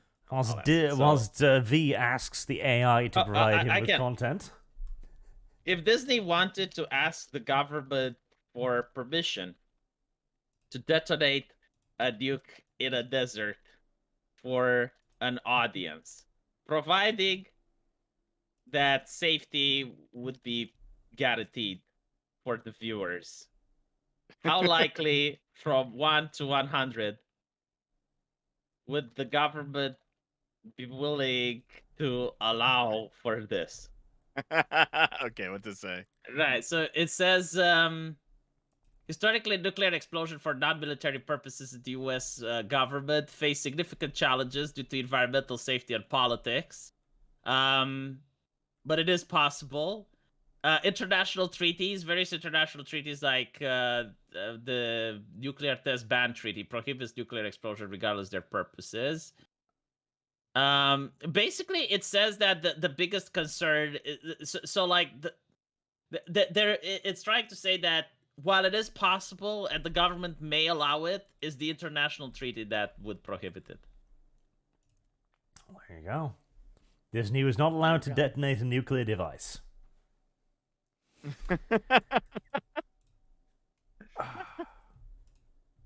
Fuck. Man.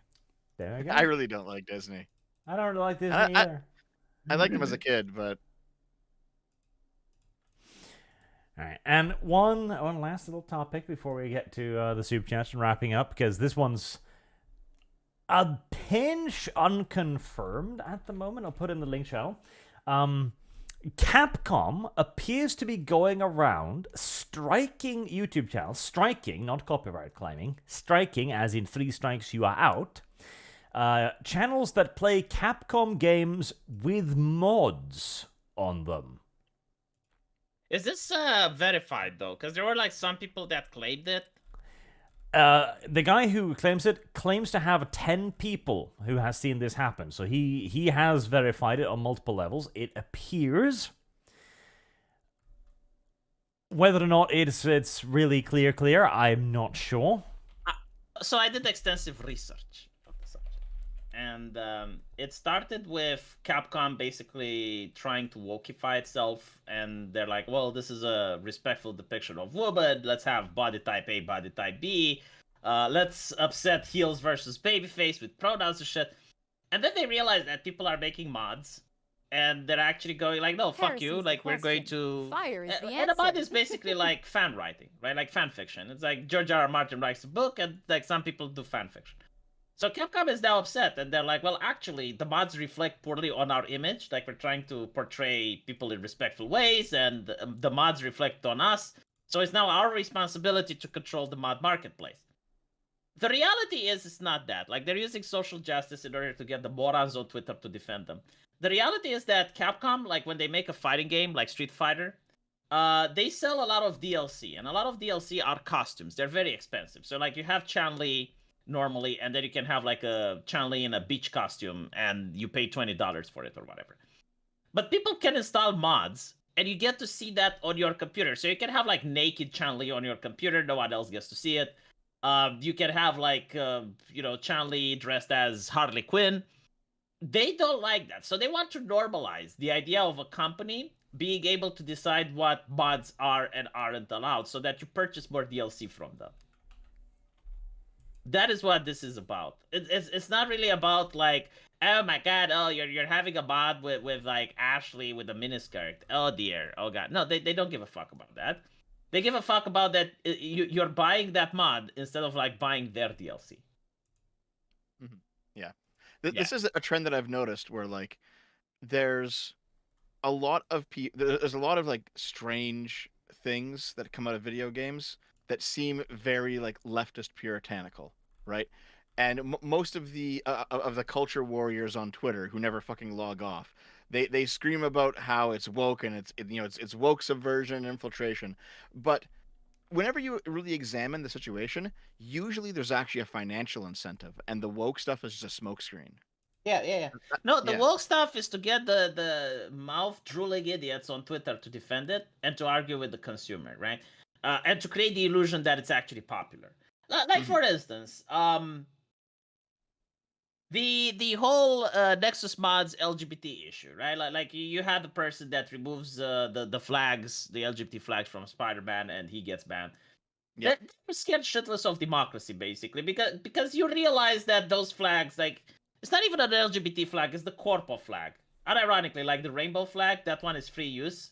But the new one that they have, like the Marxist one with the black and brown and the transgender color, that one is copyrighted. That's why I call it the corpo flag, the Amazon flag, you know? Most people don't like it, especially outside of the United States. And if it showed that the mods are very popular, then it shows that woke ideology is not popular. And this is why they also hate, like, when Elon Musk does the vote, like, to bring Alex Jones back, and, like, only 30% of people are against. Like, it shows that they're not popular, so they have to shut it down, right? It's the fact that they fear democracy that's the issue. They fear the common man, then. Now, this is probably, as you're saying, this is probably greed. Because Capcom has been doing quite a lot of this stuff before. They also launched copyright claims and strikes against HoloLive, for example, when they were playing Capcom games too, because they wanted permission. They wanted to give them permission, and they wanted probably a piece of the pie as well. This is, in large parts, Capcom trying to police content, trying to force people to conform to their way of selling things, like DLC, like you say. And also because they think they can get away with it if they frame it in the correct fashion as well. It's a simple power grab. And the thing is, as Creative Assembly has demonstrated again and again, if they get away with it once, they've gotten away with it. Now it's normalized. Now it's industry standard. And now everyone else is going to do it as well. Yep. I wish I can disagree with you more often. Like every time Dev opens his mouth, I'm like, oh shit, I disagree with this. But when you talk Arch, like I can't refute that. I mean, I'm not and as I did try communist. to be antagonistic. Yeah, like I did try to be antagonistic, but I can't. It's easier to disagree with Dev when he goes on about how all of the property needs to be redistributed and stuff. Yeah, like literally, he opens his mouth and I smell the Marxism. The stench of Engels surrounds me, The but stench of Engels. yes. So, if anyone has any favorite YouTubers or content creators that have used mods in the past, then maybe give them a warning. At the moment, this seems to be exclusively contained to certain areas, as it seems to only be like in what was it? This one I think was from some kind of South American something del video or something. Not everyone is getting this, so it might also be the Capcom who's testing the waters. They did this for a certain region, and now they're going to see how it goes over and if anybody reacts to it. And if they don't, well, then it'll be just like the YouTube ad blocker, which started out in a few countries, then slowly but surely started to hit all of the countries. Basically, the world of mods was like one of the last bastions of freedom on the fucking internet. Right, and the companies manage like if you look at people making naked mod of Ashley, right? That was taken down Nexus mods at the request of Capcom. So now you have like Nexus mods, which is like the centralization of mods on the internet, because most people probably don't know making mods is actually very expensive. Like it could cost up to $5,000 in order to make like a mod for a 3D game, because you need someone to sculpt it, you need someone to actually draw the thing. So it's very expensive. And you want to make your money back. Like you need the Patreon or something in order to get your investment back. So you have to put it on Nexus mods. Like very few people are willing to make something for free, because that's where all the eyeballs are. So it's centralized now. And now companies like Capcom, you know, if they get to set policy at Nexus mods, which is probably done through bribery and other shit, they get to control even one of the last freedoms that we had on the internet, which was making mods. So V, I do completely agree with you with all of this, right? I'm not fighting you on this at all. I Yeah, just fight don't me know on how. this. No, I just don't know how you can sit here and call me a fucking communist when all of your takes today have been like anti-capitalist. You've been talking about like money changing hands and corporations. But Dev, and hold all on, this hold on a shit. little And I'm bit. like, you sound, Yeah. you just No, no, I can explain. No, it's fine. You just said the corporation fears the common man. You're a fucking communist. Yeah, but Dev, there's a difference between realizing that there is a problem and the solution. Like, I got nothing against Karl Marx saying that, yeah, the worker spending like 11 hours a day in a factory, it's soul crushing and blah, blah, blah. The problem that I have is with the solution, right? I agree. When he says, I'm on when board. he says, like the solution for Karl Marx was fixed with capitalism. Like people do not work now 16 hours a day, 6 days a week, like they used to. Right? And if they I do, agree. like, we I'm consider on that board. to be oppressive. Right, like my point is, like when I see what's happening with Nexus mods, my solution isn't that the government should crack down on it. Like my solution isn't that Capcom should be seized by the U.S. government, right, and that every U.S. citizen should get a share of Capcom. No, like my solution would be that people should stop putting up with this shit. Like stop streaming Capcom games, stop watching Capcom games that are being streamed. Until they apologize and they say that no, like this was unacceptable, right? Your responsibility is not to guard mods. And if you don't do that, well, I hope you're going to enjoy your loot boxes, because that's what they're planning to do. They're planning to remove the mods so that they can sell you more shit. That's my position. So in a previous topic earlier, I said, listen, we can't do anything, but we can at least like act on our own, which is why I said that you should pirate, right? That was my position. You're like, no, it's not about piracy. It's not about this. It's like V. No, my position was that Yeah. the way the industry is going, you are not going to be able to pirate. Okay. Yes. Listen, Like, Arch. And then the communists embraced. Arch, if you're gonna have "I have lost" as a donation sound, you had better have V saying lost. "I've got nothing against Karl Marx" as a donation sound. That's the deal, okay? unironically, many people don't understand how based Karl Marx was. He was for guns. I think like he would get deplatformed from Patreon for what he said about Jewish people. like, let me put it this way. What was the name of that gentleman? The jealous Kanye West. god of Israel. Yes, like Kanye West, when he was at his most anti-Semitic, he wouldn't reach the level of Karl Marx. Karl Marx was pro-slavery.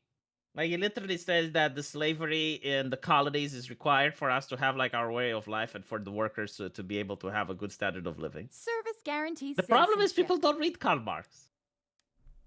Like, Well, that then- is the issue. You Clip read that Karl again. Marx. Clip that again. As I'm telling people to read books. The solution, so no, like the Karl Marx is a complex individual. The problem is the solutions that he was proposing. But Of but course, the, yes, the problems that he was noticing, and some of the things he was saying, no, they made sense. Like, he was for guns. I think like the quote is, under no circumstance the worker should be disarmed. You need to frustrate any type of attempt, even by force if necessary. Yep, I know the quote. Yes. Yeah. There's a lot. Now, I'm, Engels I'm is losing. I'm losing my fucking mind at your chat, Arch. So corporations I are have socialist, lost. anti-capitalist bullshit. Who this fuck? I'm getting one guy. This fucking retard. Jesus. Like, listen. Not everything you dislike is all part of one big thing. All right. You can have multiple opponents who might also hate each other. Jesus fucking Christ. But Arch, I got like 15 more minutes, so if there's any super chats. And actually, I'm going to be premiering my video in 15 minutes as well, so I'll have to go too. I don't know if I can raid premieres, Dev. Yes, you can. Okay, well, I guess Yep. we're going to find out. When you go to choose the raid target, just copy and paste the URL into the thing, and it'll work. Into the thing. Oh, fucking, you, what? You want me to show No, you? Hold on. but I'll take a screenshot for you. Give me a second. Dev here is like, you got to copy. I can't click it from the list. No, you got to go through this arcane process. Yeah, you know where it says like choose specific video and then search videos from other channels? No Just put matching the results. premiere- Please try again. Just put the premiere link in there. Okay, I think I've gotten it somewhat working. Here, I'll DM you the thingy. Charlie says, love me tradition, love me land, love me traps. Simple as. Simple as. A man after my own heart. So John says, Dev, immigration to Canada isn't that easy because most will just opt for the US. Wow. Yep. That's a big part of it too. Stefan Uwono donates 100,000 IDR, which I'm presuming that means your economy is utterly fucked.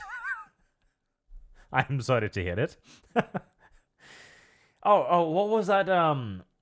When that dude you talked about, Dev, the black guy who had a stream for like 5 weeks or something ridiculous, who was rewarded like $1 million, and he was like, "I'm a millionaire." It's like it was $1 million Bolivian dollars or something, and it was like $5.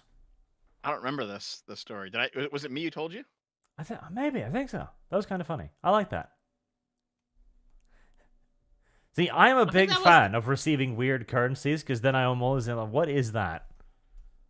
That was a plot in the Jetsons. Like the Jetson won, yeah, like he won the lottery, and Indonesian rupees. Jesus, I own Indonesian rupees now. Thank you. Nice.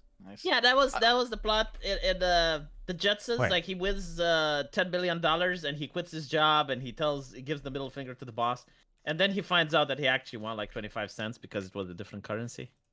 Is Indonesia still a country? I thought we destroyed that Yeah, during the Second World War.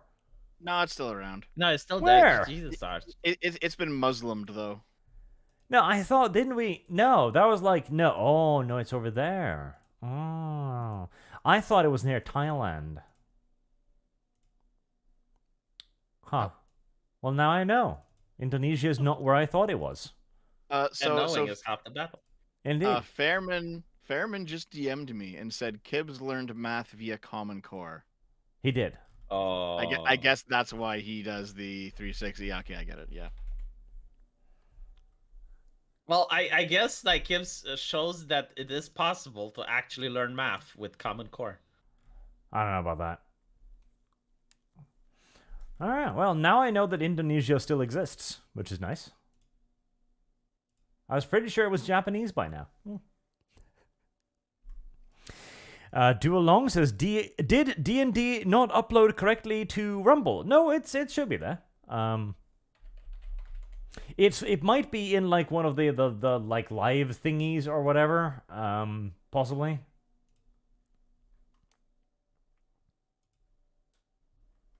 Why do I have a Megumin and an Aqua messaging me at the same time? Fucking weird. Yeah, D&D Kingdoms, millions must die, all because because of one old woman and Dev. I have lost. Yep, it's supposed to be there. Looks like. If not, I do have it downloaded as well, so if it somehow doesn't show up, I can put it up there. But it should be there. Stephen Uwuno, have any of you watched the shorts from Pirate Software? He's an ex-Blizz indie game developer streamer that is blowing up lately and provide a lot of great game developing advice, useful for V. I have not, no. What? Watch the shorts from Pirate Software, which I'm presuming is the name of the channel, an ex-Blizzard developer. I see. I have not, but clearly, V should check him out. I should. Dual Long says, yep. Anonymous Fowl, speaking of math, Arch, what was the verdict on the Dodo War yesterday? That was that chat won by $10. I read the color coding on YouTube. I will be playing a game for Artemis, though, just because there could be an argument made due to conversion rates that I am too lazy to figure out, frankly. But I'm pretty sure Arch is correct. Arch can count good. Burn Burnson, gender pay gap. Jesus Christ, is it 2007 again? Listen, this is specifically a Californian law made for Californian people. So I'm presuming it's quite permissive. They want to live this way. Yeah, it's quite broad with this definition of gender pay gap. Marksman 117 Beans, afternoon, gents. Dev, is it true you cucked Destiny? The communist stabs another in the back, further pushes the collapse of marriage. Also, Navi best girl. Navi best girl, yes. Dev? No, I'm completely innocent on this one. So he claims. But remember early in the stream when Dev was like, I know somebody, I'm friends with somebody who knows Destiny in real life? Yes, and Arch, you know what? Without spoiling anything on stream, you are too. Disgusting. Well, I might have cucked him too then. So Jihad says, V, are you implying that Dev is a proponent of the blood and soil method of socialism? Yes. God damn it, Dev. Hugna the Viking, if I was a Disney corpo with this much skeletons in the closet, I would simp for every single Floridian government politician and not trash talk them. How do they mess up such a good deal? Because they thought it was a done deal. Like, that's the thing with... See, the SJWs are right on this, okay? They're 100% in trying to this. Privilege is invisible to the one who has it. This is as true for feminism as it is for Disney, as it turns out. Sandoom says, Disney got to step up those fireworks shows with atomics. It'll really wow the crowd by blinding and incinerating them. Makes one hell of a show. And it might be an act of self-defense. You know, Florida continues doing what they're doing. A swift detonation. Prism Warrior says, Starship Troopers Exterminations came out with patch 06 this week. We got a new planet and new enemies with bug fixes and balancing. I enjoyed it a lot. Arch, have you played the 106 patch? If not, do you have plans to play stream it in the near future? Not immediately. I'm kind of waiting for that game to be more like properly done, but we'll see. Chuck says, outside of food, water, Service shelter, and guarantee clean air, citizenship. everything else is a luxury. Once power goes out, what do you do? Well, you look for food and water first, and then you can play with sticks, like we used to do back in the good old days. I tell you, if you get bored enough, everything becomes very entertaining. Boog says, SF/SpyXFam collab, your costume for Chun-Li. Street Fighter and Spy X Family collab. Yes, I did see that, but I don't know how fighting games work, so I should teach you. no. Ebenezer 1690, play nice with the communist gentleman. He needs role models. That's true. We will Piracy's the together. question. The Fire village is will the answer. raise Dev to not be as bad as he is. That sounds kind of communist, Arch. It does actually, yes. Like raising, it's not your kids, it's our kids. Yeah. It's our Dev. It takes a village to raise our Dev. That's why he's playing Zomboid with us now, so he can learn many valuable lessons about whose property is whose. Yeah, speaking of the power going out, Zomboid is getting tough. I don't know about that. We're sitting on a fucking mountain of shit still. In fact, we were going to go on a because Fairman is currently busy going to various rallies and party events, etc. We might have to put off the military base another week, which means we're gonna have to go on a Deviant adventure to find a bigger van. Didn't you say you wanted some kind of vehicle? No, I found a transport truck. I have my own transport now, Okay. which is why Has anyone? Ketchup had to drive back my van. Oh, ketchup. Yes. Well, so, Arch, you had like a TV repairman van before, right? And it had like a capacity of like 100 pounds, and then you found one that had like a 250. Mm-hmm. You found it at the town we went to. Yeah. So you found a reskin of the van that I had. It was like a very large van that holds a lot of stuff. Mm-hmm. But that's why I offered you my old van, but you didn't want to take it. Has But I anyone tried- won the Heresy's game? the Like, can you actually Fire win is the the game? answer. Yeah, you can stay alive.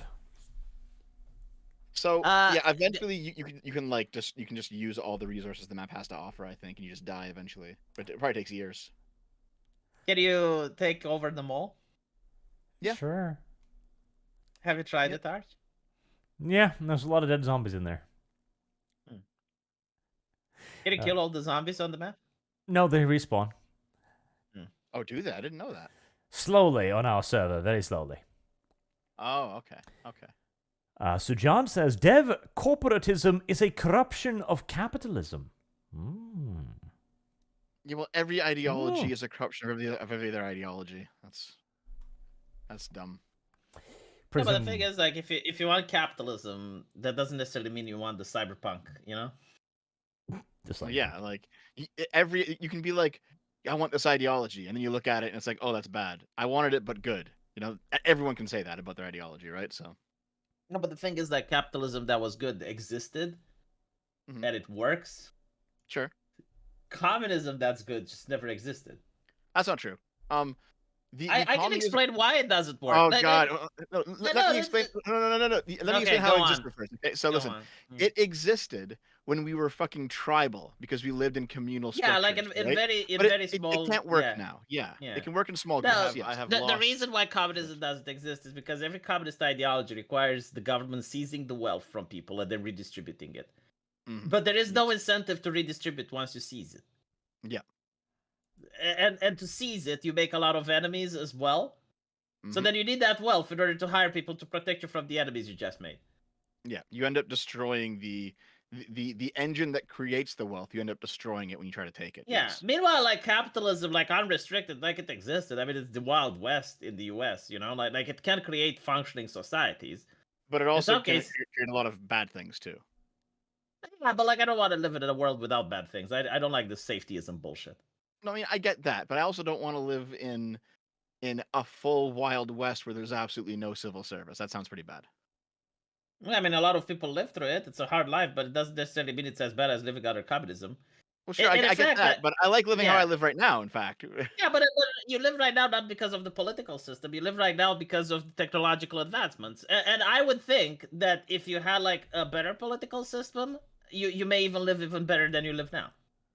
possibly, but I don't know. Like what constitutes better imagine a in place this where, case. where you actually got to keep 60% of the shit you make. Right? Well, to be fair, I'm in a low tax bracket, so I actually get to keep a lot more than 60%.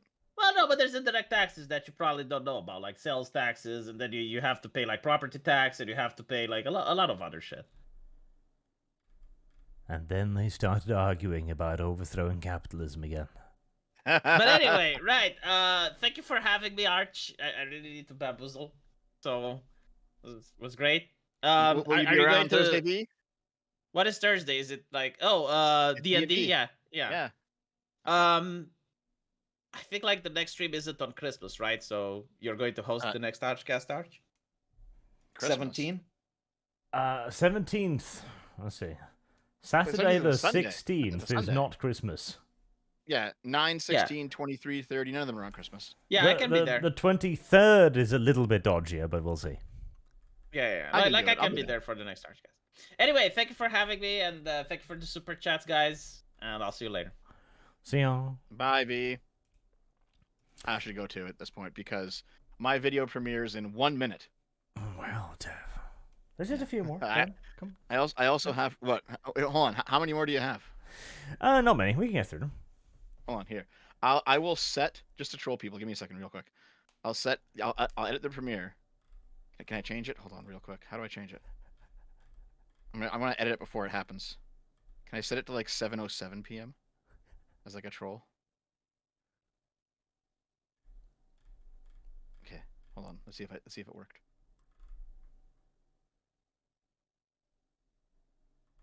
Oh, I think it might be too late. Oh no. Dev can't even schedule his own videos. Yep, I cannot reschedule. The premiere has already started, so I gotta go. Sorry, Fact, Arch. Dev. Fact. But even if you missed the premiere, you should come check it out because I spent like a very long time on this video. I think you'll enjoy it. You should, but premieres are also inherently evil. Just point that out. Not if I get super chats on them. See you on Wednesday, Dev. See you later. Ebenezer1690 says, Spaceless Sprockets. I don't know what that refers to. I'm too stupid. Why are you hating? Someone tried to burn down MLK's childhood home. The left was disappointed when it turned out to be a black woman. Yes, it did. I was quite happy by that. Like, this person is responsible for a lot of problems for my people. We were happier as slaves. I am... Not YouTube. Calm down. Calm down, YouTube. I'm just saying that is a possible motivation. That's all. Desert Hamster, there is no D&D stream either on Rumble or YouTube. You mean the one from this week? No, there was no stream this week because V wasn't there. There was no stream this week. SP Elite, y'all heard Hunter Avalon got shot at by his girlfriend's ex. Yes, and his girlfriend got hit, and he decided to hide behind her while she barred the door from the violent intruder. Which is what you do, of course, when somebody invades your home, naturally. Getty White, finally caught one of your streams live. Have a Christmas tip. Keep up the good work, gents. Thank you very much, Getty. Prism Warrior, hey Arch, can you make an Arch on butter waffle video topics on fan fiction? Like, is it legal or not? Good for communities? Can people legally monetize it with stuff like Patreons and commissions? Also, no one talks about it for some reason. Fan fiction, eh? Possibly. I'd have to think about it, but maybe. Panem, hello. Could you please collect new Crusade RPG episodes in one playlist on YouTube, or if you can keep them there for some reason elsewhere? Thank you, Merry Christ. Merry Christ, Merry Christmas. They are on Rumble. All of them are moved to Rumble. I don't know if your Rumble has a playlist system, but there they are, anyways. Prison 101, question for V. Sadly, he's already fled. How many different ammo types do starters bolters have? Good job with the new dev avatar. Can we have some floof waifu art? Floof waifu art of dev? Are you sure you want floof waifu art of dev? Furry dev waifu? Are you certain, sir? And Prison 101 also says, Arch, I would like a shout out for Redrum Sprinkles. Oh, Redrum Sprinkles. There you go. A person that is writing A World of Bloody Evolution, the, in my opinion, absolute best 140k and Ruby? Red, white, blue, yellow? Crossover fanfiction. It is truly amazing, and people that like reading should check it out. Well, there you go. Alright, well, thank you all very much for watching today, and for your super generous donations, of course, as always. We'll be raiding into Dev's video on why women are evil now, and why they ruin everything, including the Skullgirls, so do check that out. And until next week, have a good day.